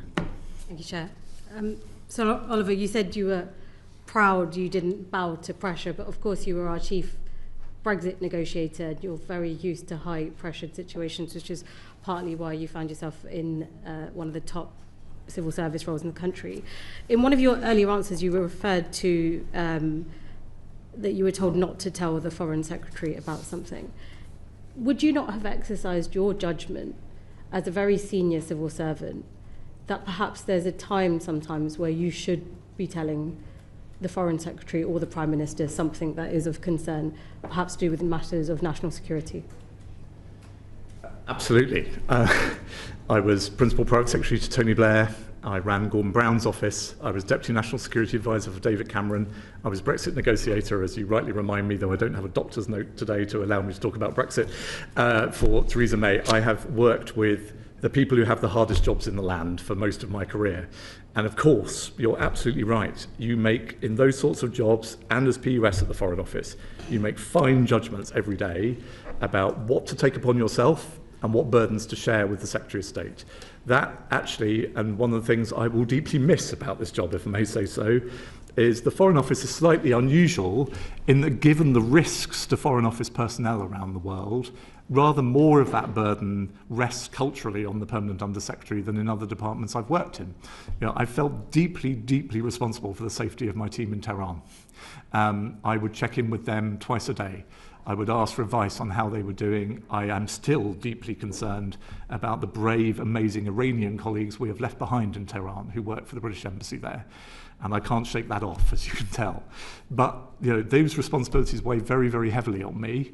Of course, where it's appropriate, I bring the Secretary of State into the circle of knowledge about how I'm tackling those responsibilities and what I think is the right thing to do about them. Safety of staff overseas is a good example, if you don't mind the slight digression. I hope if the Foreign Secretary were here, she would say, we operated this system absolutely strictly. The decisions about whether to bring people home were for me. I was the employer. I would have to defend myself in court if I made those decisions wrong and aggrieved families wanted to take the Foreign Office to court. But it was absolutely right for me to let the Foreign Secretary know that we were going to be temporarily drawing down staff from X place or Y place. She needed to defend it in Parliament, and I understood that. This is different. The vetting system explicitly, in Hansard, in guidance, is different. I've always understood it that way, and I think it's for very, very good practical reasons that keep the people of this country safe. Understood. Sir Olly, before the decision or the judgment was made not to inform the Prime Minister or the Foreign Secretary, or indeed it seems anyone, that Mandelson's developed vetting clearance, or the recommendation was that it was denied. Now, you're disputing that version of events, but we've seen the box of both ticks in red. Did you or your officials working for you establish whether there was any precedent for a Prime Minister being informed that a senior civil servant had failed vetting? I know of no precedent. Sorry, excuse me. Prime Ministers and other ministers are perfectly entitled to know that people have failed vetting. As Minister Doughty said to the Commons on the 16th of September, it's absolutely appropriate for the outcome, the final outcome of a vetting process to be made clear to ministers. What I think David Lammy, William Hague, and indeed any other minister, thank you so much, that I've come across will tell you is that there is not an ongoing dialogue. Senior officials don't pop upstairs into the Foreign Secretary's office and say, this one's a tricky one. You don't do it, because the minute you do, what that does is it erodes the very principle of the system. And you don't have to trust me on this. You know, the government's documentation on gov.uk to candidates for vetting is that the information you provide to us is regarded as, quote, vetting in confidence, unquote, and is only known to the vetting staff in UKSV dealing with the clearance and the personnel security team who make a decision on the clearance. I'm not asking about the contents of it. This is the most sensitive diplomatic appointment in British government. We have seen a form where both boxes were for denied. Did you not think to check if there is a precedent where someone's been denied to then inform the Foreign Secretary or the Prime Minister? I'm sorry to harp on. Peter Mandelson was not denied vetting. The recommendation the was... UKSV report, in the case of the Foreign Office and half a dozen other departments, makes a recommendation on the basis of findings. That's then assessed, and a decision is made by the department, by a capable, experienced and expert team. So I didn't think I'd better go and find out whether people who've had some particular risks highlighted in a UKSV report have then had that information shared with the Prime Minister or with any other minister, because to do so would immediately have opened up the box of the vetting system, which I hold to this hour is an important part of our national defences. Okay. Let me pivot to a slightly different way, because the form that we've seen that you're saying you've not previously seen, both the boxes were red, where it's high concern and clearance denied or withdrawn. But you're saying that's not a failure of vetting. So, related but separate. Once the disclosure of once Bloomberg had some emails disclosed to them and the Prime Minister was going forward at Prime Minister's questions, did you not think it was worth revisiting the UKSV document or having those discussions? And/or did you ever have any discussions about withdrawing security clearance now that new information has come to light? So on the second part of your question, it didn't arise, honestly, because with Mandelson having been sacked with immediate effect from his post in Washington, his access to classified information was withdrawn immediately. And so, although, as you will know from the public documents, it took some days or even a couple of weeks for him to leave the government's payroll, the national security risk he could, in theory, have posed was eliminated immediately. The first part of your question again, sorry? Once the Bloomberg, that cache of emails that Bloomberg had came to light, and you knew and this is questions on judgment, and I think I asked you this last time on the transcript, and so Chris Wormald actually told us in answer to some of these questions that the due diligence has two parts. There's identification of information and then there's judgment. You knew that the Prime Minister was set to stand at the dispatch box and vouch for one of your members of staff. Yeah. You were rightly concerned with your staff's reputation, but my question to you at that time was, were you not worried about the Prime Minister being misled? Were you not worried about him misleading the House, given that you had not told him the full picture? Yeah, I hope I've explained. I don't think that it would have been proper for me to expose what you call the full picture to the Prime Minister. I don't think I had an obligation to do that. I believe very strongly I had an obligation not to do that. What I do remember distinctly is in the immediate aftermath of his sacking as the Prime Minister's nominee to Washington, I did consider the asking for the UKSV underlying documentation.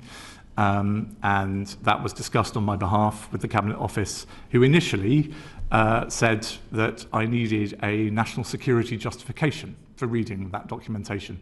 And that's completely consistent with my understanding of the system. I'm sorry to sound like a broken record. Is there a record of this? Of this conversation? I'm afraid you'll have to ask the department. The point that I'm trying to make is that then... Is there a record of you asking? You would have thought about this and thought, I think I should look into this. I think I'm going to make this request, and these are the reasons why I'm going to make this request. Did you make a note of that? Personally, I don't remember doing so. I'm sure there will be evidence that you could take that will stand that up. The thing I'm trying to get to, and is that actually the Cabinet Office's response made sense to me. This is a hermetically sealed box, and just because it's convenient to you as Permanent Under Secretary or reputationally timely to review this documentation, that doesn't mean you should do so.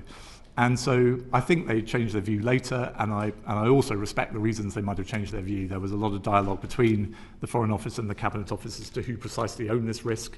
But what I'm saying to you is, yes, it did cross my mind, but I wasn't surprised at the immediate reaction. Further follow-up, Chair. Sir Olly, there is a on-record instance of a Prime Minister being told of a senior official having their security clearance withdrawn. The Prime Minister of the day was Margaret Thatcher, and she made a written statement to the House of Commons in 1987 setting out the withdrawal of security clearance of Sir Maurice Oldfield, who was former head of MI6. His security clearance was withdrawn. Now, you're talking about processes and the rules as it stands, but how come Margaret Thatcher was able to be told that someone's security clearance had failed and then it was subsequently withdrawn, but with Peter Mandelson, all the issues arising about his security matters are not being considered in that same vein? Given I'm afraid I do at this stage need a tiny bit of levity. I was 12, so I don't remember I am conscious of the passing of the years, given it was my birthday yesterday, but I was only 12. The thing, the point you're, if I may say so, helpfully making is the Prime Minister was completely appropriately told the outcome of the process, is my guess. She chose to make that public, as I remember it, not from age 12, but from an amateur interest in history. There were some very particular circumstances around that case, and the Prime Minister chose to make that public. But the point is, was the system right to tell Margaret Thatcher that clearance had been withdrawn? I think that's completely consistent with what I've been trying to explain. That was the final outcome of a DV review, and it was withdrawn. The final outcome, as Stephen Doughty said to Parliament, as Yvette Cooper and I wrote to this committee, the final outcome was shared with ministers. Sorry, I'll just leave it with this. Your version of events, thank you for setting this out. You were telling us that it's borderline.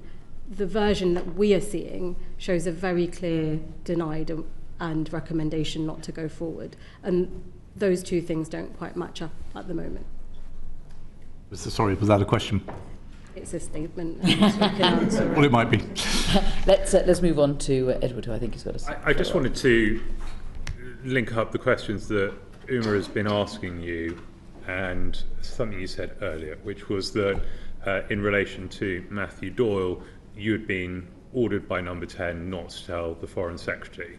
And then when you go to the Cabinet Office to seek permission to go and look at the UKSV report, you're told, no, you can't do that. I'm just wondering if there is an atmosphere created by Number 10 that these two examples speak to of don't tell anyone you're not allowed to tell, don't go looking for anything you're not allowed to look for, we'll control this is being run here. Is that in any way accurate?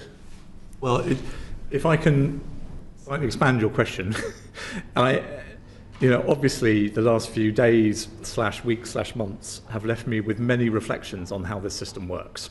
And whilst I've been trying to explain it as honestly as I can with the chair's words ringing in my ears from the start, that doesn't necessarily mean I think it works perfectly.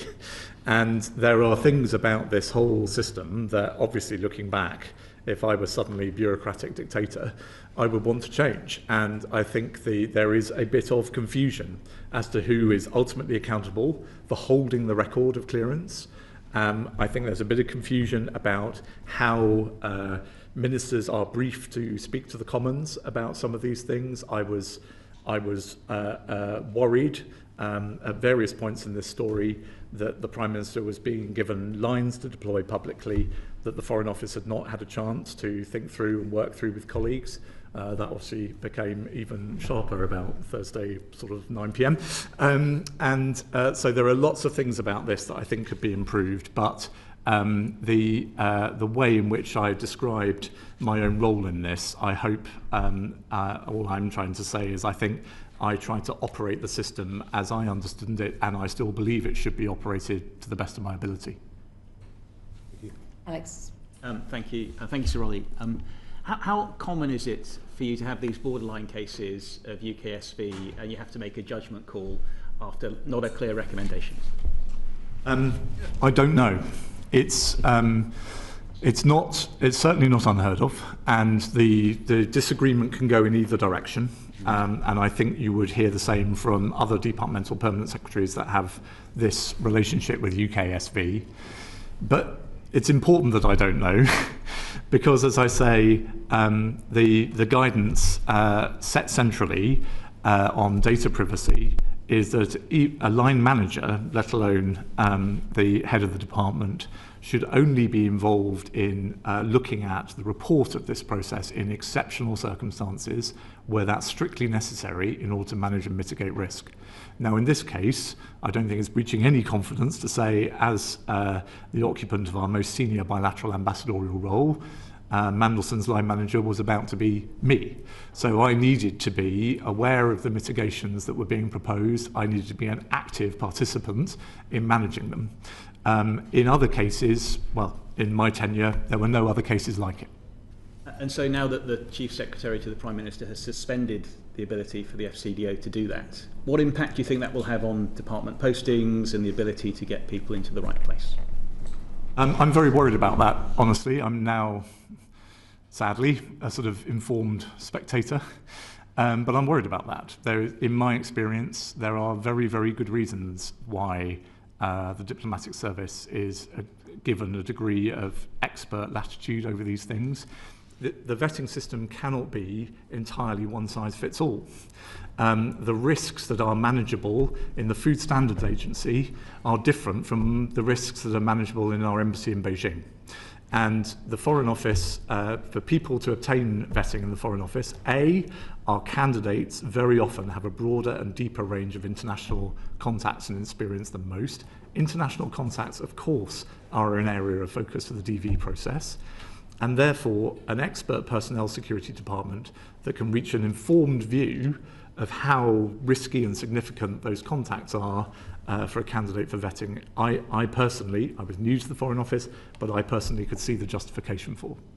So in your view, after this review is conducted, there should be some leeway for the Foreign Office to continue to exercise some judgment over posting. It should not be entirely down to UKSV in the future.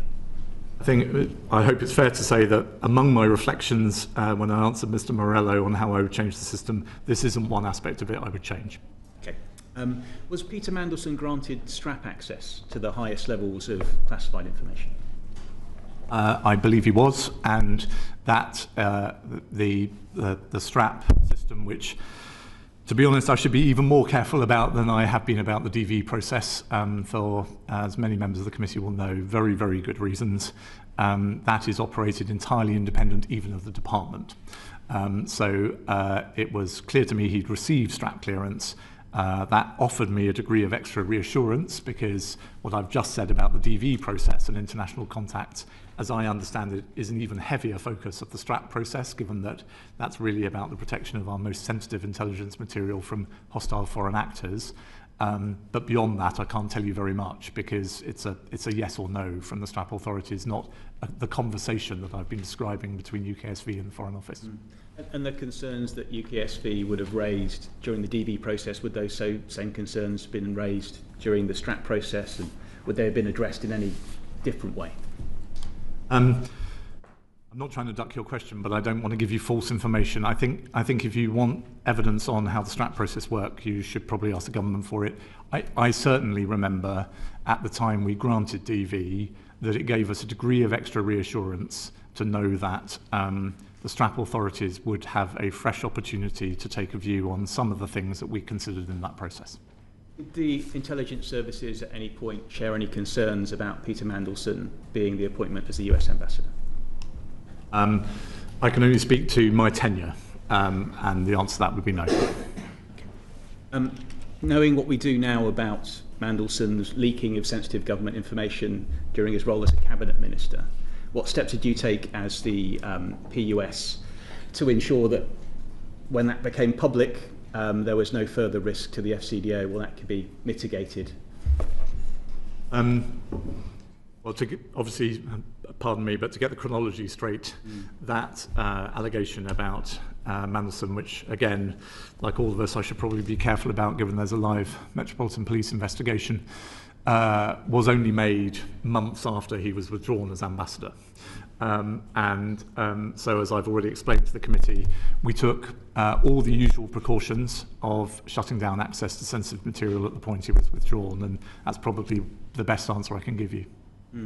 And what actions, I mean, he's obviously had access to all that information for many months. What steps is the department or government generally taking to ensure none of that is in the future passed on? I don't think I'm here to speak for the Foreign Secretary, but if my reading of the newspapers is right, she's looking at that issue herself, so maybe best for her to give you evidence on that. All I can say is that obviously in the aftermath of his withdrawal, and particularly in the aftermath of this Parliament's humble address, all of those communications have been looked at in depth. And one final question. You were PUS when the press first became aware that Peter Mandelson, in their words, had failed his security vetting. How do you think that was leaked, and what do you think that says about the integrity of the UKSV process? I'm deeply concerned about it, honestly. It probably flows from the rest of the evidence I've been giving you this morning. I think this system does not work if candidates for it don't understand that this is an entirely different category of protection. And losing that confidence, I know it's a cliche, but that trust once gone cannot be got back. Thousands of people go through this process. Thousands and thousands of documents and sensitive issues and operations depend upon it. And I am struck and saddened that within, I think, days, probably only a small number of days, of the Cabinet Office, for their own reasons, deciding to open that up, to share what they thought they'd found and their perceptions of it internally with Number 10. I'm not making accusations at anybody. It's not my business to do so. I hope they're being very rigorously investigated and the prosecutions will result, because this is a grievous breach of national security. Okay, so you believe it was after the Cabinet Office and Number 10 had access to those documents that the press was made aware of these detailed national security vetting procedures? I've not seen the advice that went to the Prime Minister. All I am able to do, I'm not an investigator, all I'm able to do is put two and two together, which is that the first I heard of this deep concern and briefing of it to the Prime Minister was only really hours before it appeared in The Guardian. Fleur. Thank you, Chair, and thank you, Sir Olly. I've got questions about three different aspects of the process. Going back to the very beginning, before you started, there were conversations between Peter Mandelson and Number 10. So yesterday, the Prime Minister said, "It was clear to me that Peter Mandelson's answers to my staff in the due diligence exercise, before you started, were not truthful, and I sacked him." So that sounds like it's Morgan McSweeney. But when you came into the office, did you have notes of any interview that Morgan McSweeney had held with Peter Mandelson as a part of the due diligence or even the pre-due diligence when talking about appointing him? Did you see notes of this interview that may have given you concerns that could then have influenced how you saw the vetting process continue? No. You didn't know about any of those?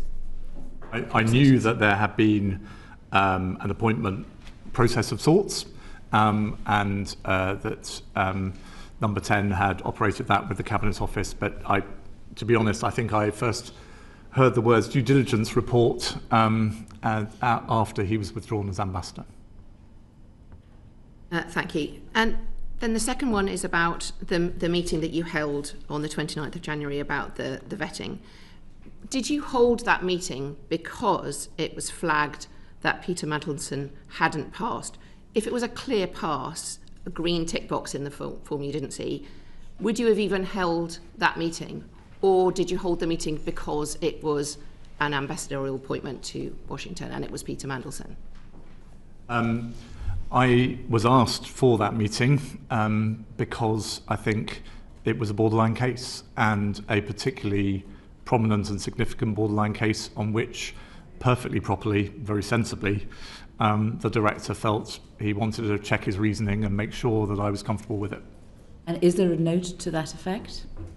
The request was that the decision was made that you should have a meeting because of these issues were going to come up? Not to my knowledge. It was, this was Director ESND was one of the most important figures in the way I was learning how to run the department. I'd spent a lot of time with Ian already because of the heavy responsibilities that I was learning that I held as accountable overall for security. So Ian was in and out of my private office regularly, and I was pleased about that. He, I think, said to my private office, I need 10 minutes with Ollie tomorrow, the day after, in order to take him through a particular case. A particular case? Not the particular case that you've been rung up every day by number 10 to ask about? This is second hand. I'm trying to help you by guessing what the conversation might have been. All right, okay. It's unfortunate, because if there had been a note made of the decision that the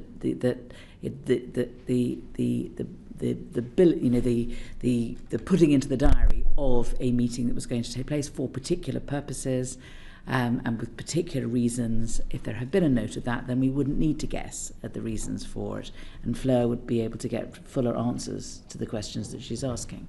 Although I should say again, apologies, Chair, none of the issues that underlie the conversation we've been having this morning could have been committed to our IT system.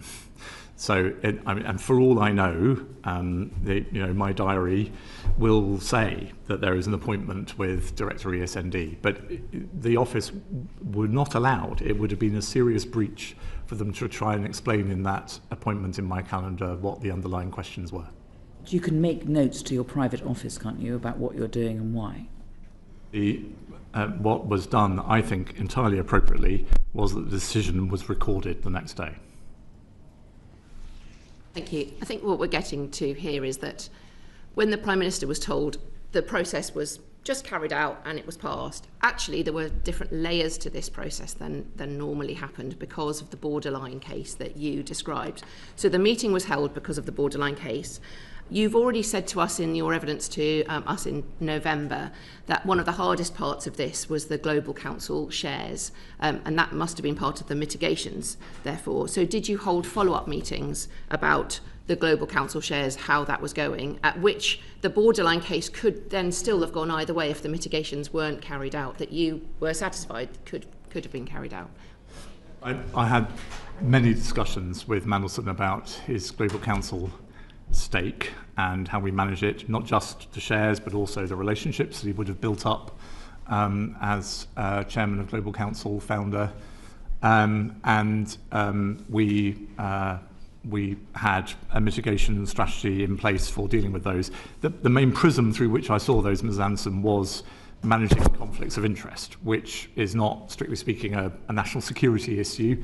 I suppose in extremis it could turn into one, but was more about protecting, of course, I suppose, Mandelson's reputation, but potentially protecting the government and the Foreign Office's reputation against any perception that he was advantaging Global Council or its clients. And that was the dialogue I had with him, starting, I think, a couple of days after his DV clearance was given. Conflict of interest management, as I may have said to the committee when we talked about this back in November, is an iterative process. It would be a serious mistake to say all conflicts are managed, tick, let's forget about it. You have to actively manage them, so we kept coming back to it. And also, in order to give me greater confidence, with his permission, I briefed his office and his senior team in Washington to help me keep an eye on any perceptions of conflict as his term as ambassador advanced. Thank you. And when other ambassadors are appointed, it is normal that they've been through the process. This is a separate issue. I understand that they would have been through developed vetting as a normal part of their appointment before that. But in those cases, is it usual to have a series of mitigations and then be working through the mitigations? Is it normal in other circumstances, or is this very unusual? I hope this is not in itself a breach, but I was revising for myself the department's own internal guidance on this, which is available to anyone going through the vetting process. What it says is, where we do find a risk, we always try to manage it through our aftercare programme or risk mitigation. So that is standard process for all applicants and holders of DV. So the process I'm describing to you was not some special one we invented for Mandelson. It's a completely standard part of the consideration of granting DV.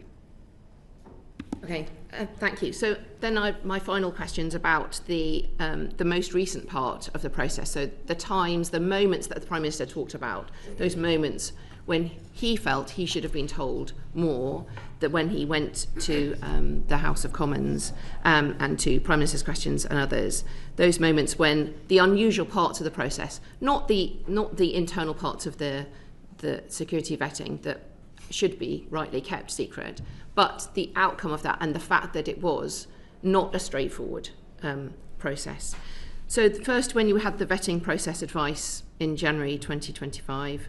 Second, when Mandelson was sacked in September and the Prime Minister gave a statement to Parliament and that there were press comments that Mandelson had failed his vetting. It was beginning to be the heavy pressure on what happened actually in the process. Then third and fourth, when you appeared before us in November and that you wrote to the chair of this committee. Fifth, there was PMQs and the humble address debate on the 4th of February. And then sixth, the response to the humble address debate on the 16th of March. Every single time it was either the Foreign Secretary or the Prime Minister or another minister making a statement who had to stand up in front of the House of Commons and other places to justify the process going on. Was it your same decision every single time that the due process had been followed and that's the only thing that should be disclosed? Or did you receive advice during that time from security specialists, from proprietary specialists? We've already talked about legal advice, that the decision to withhold the information about the vetting outcome should remain the same, or did it change through that time? Did you receive further advice? It's a great question. Do you mind a slightly long answer? Because there's a lot here. So, I'm afraid, not least because my memory is not good enough, going to go through all of those 6 instances. But the fundamental here is that as we prepared the joint letter that the Foreign Secretary and I sent to the Chair back on the 16th of September, and in parallel, Stephen Doughty's briefing for his appearance in the House of Commons the same day, to take one example, we prepared all of that, not just in consultation with the Cabinet Office and Number 10, but as I recall it, with Number 10 telling us that we needed to make definitively clear that ministers and Number 10 were not involved in the vetting process in any way. Now, that's not designed to be outrageous to me. That was exactly what I expected.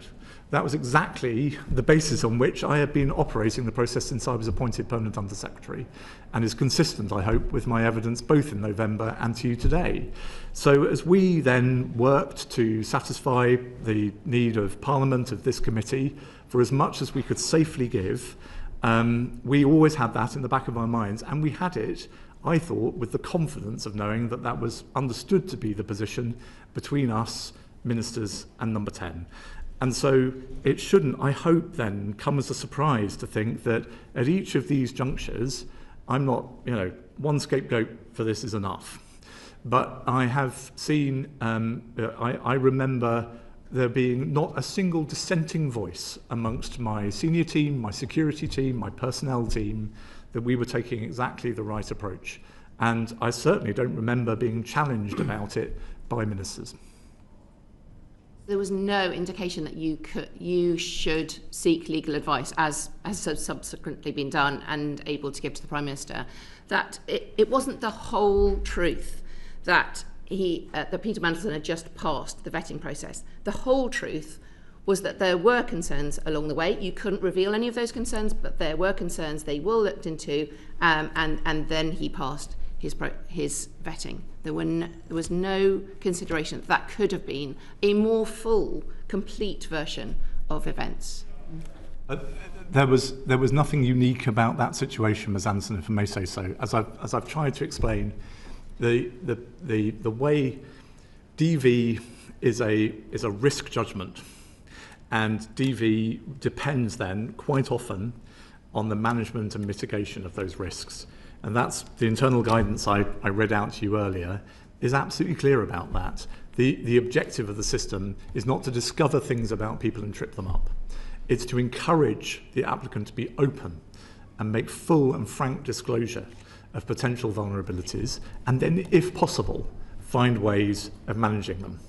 And if we turn DV into a pass-fail piety test, what we end up doing is robbing the British state of a lot of very, very capable people with complicated lives and potential vulnerabilities. And I really, really don't want that for the sake of this country. If anything, this government needs to be served by an ever-increasing range of people with broad experience and interesting lives, not suddenly find that the only people we can employ in sensitive roles are ones who raise no issues whatsoever. There's interesting and interesting, Sir Olly. I mean, there's interesting and Peter Mandelson's life and the threats that he may have had to the British state. And, I mean, that's really the nub of this. Is how on earth did this happen? The things that you might say are interesting, sorry, I can't quite shake 20 years in Whitehall. The things you might say are interesting, Chair. I mean, I would contend that those were very, very well known. And they were very well known at the point at which the Cabinet Office produced pre-appointment due diligence work for the Prime Minister. The Prime Minister settled on his nominee, he recommended it to the King, he announced it to the public, and then he asked the US government for agrément to his nominee as ambassador to Washington. So I could agree with you, but I don't think there's not a sort of big surprise in the fact that Peter Mandelson had an interesting life. What I say to you still is that DV is for a different purpose. It's to establish vulnerabilities that lead to an unmanageable risk to UK national security. That's the process, I hope, that we undertook in good faith. But you see, this doesn't stack up, does it? Because in the end, he lost his job because he was a threat. And that should have been revealed with the DV. He was leaking secrets from the British state to a foreign bank. That's pretty serious. With respect, during a time of an economic crash. Somebody must have known about that. Some spook somewhere knew that. That's what DV is supposed to be about, isn't it? That was not known at the time of his withdrawal, to my knowledge. Certainly it wasn't publicly known, it wasn't known in records available to me or to others in the Foreign Office. What was known was that the basis on which the Prime Minister thought he had received assurances from Mandelson about those connections from his past life with Epstein, the Prime Minister can speak for himself, but I remember him visibly angry that in his view he'd been deceived about those connections. That was the point at which he required of me to withdraw Mandelson from Washington, and it was a very difficult day of my professional life, but I think the Prime Minister did the right thing. I'm going to go to Edward and then to Alan, if that's all right. Thank you, Chair. So, Olly, to that point, the Prime Minister in his statement yesterday to the House said, "Let me be clear, the recommendation in Peter Mandelson's case could and should have been shared with me before he took up his post. Let me make a second point. If I had known before Peter Mandelson took up his post that the UK SV recommendation that developed vetting clearance should be denied, I would not have gone ahead with the appointment." That can't be accurate, given that you have said, well, given that he was effectively on his way to Washington at the point at which you were making a decision on whether or not the recommendation of UKSV could be mitigated. They had already made the announcement by then. They had already done the due diligence and seen, the Prime Minister had supposedly seen the summary of the report of the due diligence in your conversations with him. So that is, the Prime Minister's statement yesterday is inconsistent with the evidence that you have given today. Do you have a view on whether or not his statement was accurate yesterday? I'm not here to attack the Prime Minister, Mr Morello. I'm here to help the committee. And what I want to say to you is that, given the emphasis rightly in this meeting in this session on record keeping, given I was not in post at the time, I can only go on the record. And all I would observe is that I don't doubt that the Prime Minister is saying that sincerely. It would be nice if the record showed that he had required his office and his team to make that stipulation more explicitly clear to those of us who were then charged with trying to make this happen. They had already made the decision to push ahead in the absence of the UKSV having completed their process. So the idea that you can say, I wouldn't have done it if I'd known the results of the UKSV, while at the same time imposing a process in which the UKSV could never have been completed in time for him to take up that post. Those two things cannot both be true. I see what you're driving at, Mr Morello, but just to focus on the chronology for a second, I think in many ways, to a diplomat, one of the most significant steps in this process was pushing the US administration for agrément. I'm sorry it's such a pompous phrase, but that is important in the world of diplomacy. And so in that narrow sense, you're right, that we, on the government's behalf, were pushing for the Prime Minister's nominee to receive agrément before the UKSV process, let alone final clearance, had been given. But we did not deploy him to Washington and grant him a contract until he had obtained vetting. And so the bit of this process, I would say, that the Foreign Office absolutely could and did control was, and this stems from the stance my predecessor took as well, is that he could only serve as ambassador in Washington if he had an extant DV clearance, and that was obtained in time. I want to go back to Alan, please. Thank you, Chair, and thank you for your time today, Sir Olly. I'm going to take us to the last couple of days and weeks. The Cabinet Office obtained the vetting file on the 25th of March. Had you been resisting sharing that, or part of some push to stop the Prime Minister from seeing relevant information, potentially as part of some cover-up? I should say before I go any further, it's nice of the committee to keep thanking me for my time. My diary is wide open. On the point you make, which is obviously, sorry for the levity, that is a very serious point. We were having these debates between Cabinet Office, Foreign Office, other departments as well, though they should speak for themselves. Obviously, in the aftermath of the humble address, the wording of the humble address motion is honestly a bit inconclusive about exactly what Parliament wanted of the government in connection with vetting. Vetting is raised, but in a rather oddly specific context, I can say now as a non-official. And so there was a live conversation involving us, Cabinet Office and others about what that scope really meant and how we might satisfy it. I would not resile for a second from the Foreign Office's position in that conversation, and I'm not trying to hide from it. I certainly held this view, but I was also advised it was the correct view, and others in the Foreign Office took it too, and we were not alone in Whitehall in taking this position, was that, for all the reasons I have gone on about this morning, that to open that box is to do something that has long-term damaging and chilling implications for UK national security. And yeah, I will not hide from the fact that my department, including me, took that view in those internal discussions. But you said didn't want to share. We did not own the material. So this was a debate about whether the Cabinet Office opened their own safe. And in the end, they chose to do so. I would still have wished that they didn't, not because of what's happened to me, but because of all of the factors I've tried to lay out for you this morning. And consistently, we continue to advise that they shouldn't. I think at various points in this story, though, of course, they will speak for themselves, they were quite convinced by that view. I mean, I certainly recall being debriefed on meetings with the Cabinet Office in which they had been very worried about the implications of opening the box, and indeed I think, again, they'll speak for themselves, but had discussed some of that openly with the ISC as part of the humble address follow-up. So I'm not putting words in your mouth, Mr. Gemmell, but this was certainly not a question of Cabinet Office having one firm view, sunshine is the best, blah, blah, blah. Foreign Office says absolutely not, because we own the file and we're terribly secretive about it. They own the file. We thought that the government and national security was best protected by trying to stick to the principles that I've described to you this morning. That was not just my personal view, but that was the strong view of my senior team. Thank you. Yesterday in the House, the Prime Minister said that officials in the Foreign Office saw fit to withhold information on Mandelson's vetting from the most senior ministers in our system. Is that how you see it? No. Once the problem that Number 10 had identified became apparent, what conversations did you have with the Prime Minister, the Foreign Secretary or the Cabinet Secretary that you'd be able to share with us today? You mean in the last few days? In the last few days.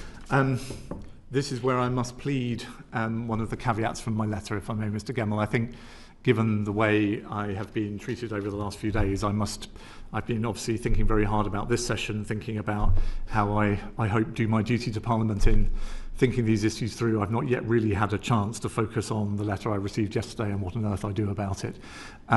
All I would say is I regret that I, in my view, didn't have some of the points that the Prime Minister and others are making about the Foreign Office's decision-making and about my accountability. I regret that those were not put to me before I received a letter dismissing me. In those conversations, were you able to set out how the Foreign Office does vetting? And do you think people understood these distinctions that you've been making today? I've certainly tried to set them out, but as I'm straying too far. I think what I've tried to offer you today, Mr. Gemmell, and the committee, is that I think a lot of the things that have been said about the system over the last couple of days are, to put it kindly, a bit misguided. And I've tried to be, I know it's complicated, I know it's full of jargon. It is a vital system for the protection of this country, and I hope I have laid it out clearly and honestly. Do you have concerns about the amount of information we've now shared about our developed vetting system in relation to what our adversaries know about us? Yes, I am. I think that it may sound paranoid, but I think even the level of disclosure that the government has offered over the last few days, British national security does not benefit from this, so we have to ask whose does. I may be paraphrasing Afra's question, but you have been at the centre of government for many years and spent many years of your career promoting and defending our country's national security. With the benefit of hindsight, when you hear the committee's questions today on notes, on taking advice, on how the Foreign Office took this decision, and ending up putting someone who leaked some of the most, who had in their past leaked some of the most sensitive secrets this country has, with the benefit of hindsight, would you have done anything different in relation to the appointment of Peter Mandelson? Anything different? That's very sweeping, Mr. Gemmell. I've tried to be open. There are various aspects of this system I think could be improved, and maybe I wish I'd had the time to offer that as a general view about the way we operate the system at various points in my tenure. But I think in the way you generously asked the question, what I reflect on most is that the British state is dissecting itself to some extent in public over this.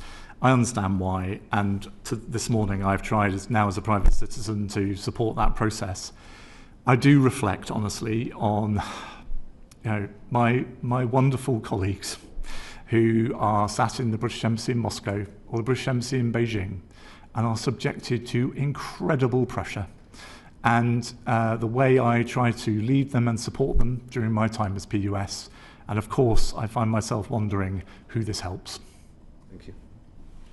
Very good. We've just got a couple of questions from people who promised me they have one question each, so I'm going to keep them to it. Dan. Thanks, Chair.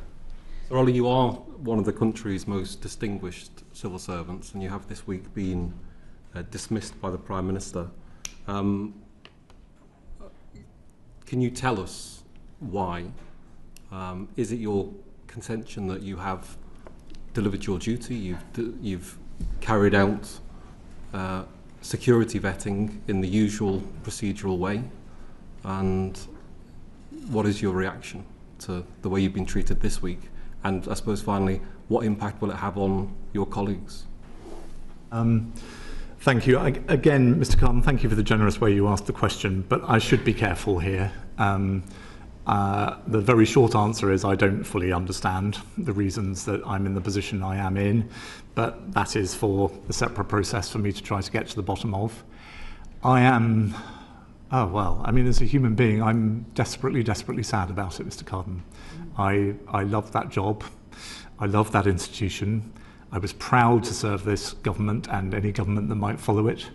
I hope I was doing it to the best of my ability. I was certainly doing it as hard as I possibly could. I had wonderful colleagues who I miss deeply. And the issues we were dealing with, and my colleagues are still dealing with, are of profound importance to the success of this government and the success of the country. It's been the proudest part of my career to lead that institution because of their work, not because of mine. And you say kind things about my distinguished career. I just feel intensely proud of the people I've led, and I wish them every success and wish I could still be with them. Thank you. And thank you for that answer to my honourable friend here. Yesterday, the Prime Minister was asked by the member for New Forest East, before sacking Oliver Robbins last week, did the Prime Minister ask him why he overruled the verdict of security vetters, and if so, what was his explanation? The Prime Minister replied, "I did ask him, and I did not accept his explanation. That is why I sacked him." Did the Prime Minister ask you, and what about your explanation do you think he did not agree with?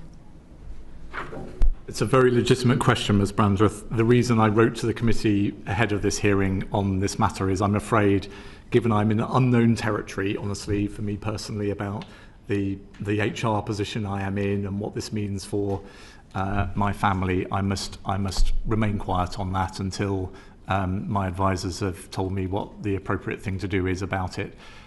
All I would say in echoing the Chair's opening remarks is I hope I have been completely transparent as far as I can be in my understanding of process, guidance and precedent at every stage in this, and I wish I had been given more opportunities given the confusion that clearly exists to explain the process in more detail.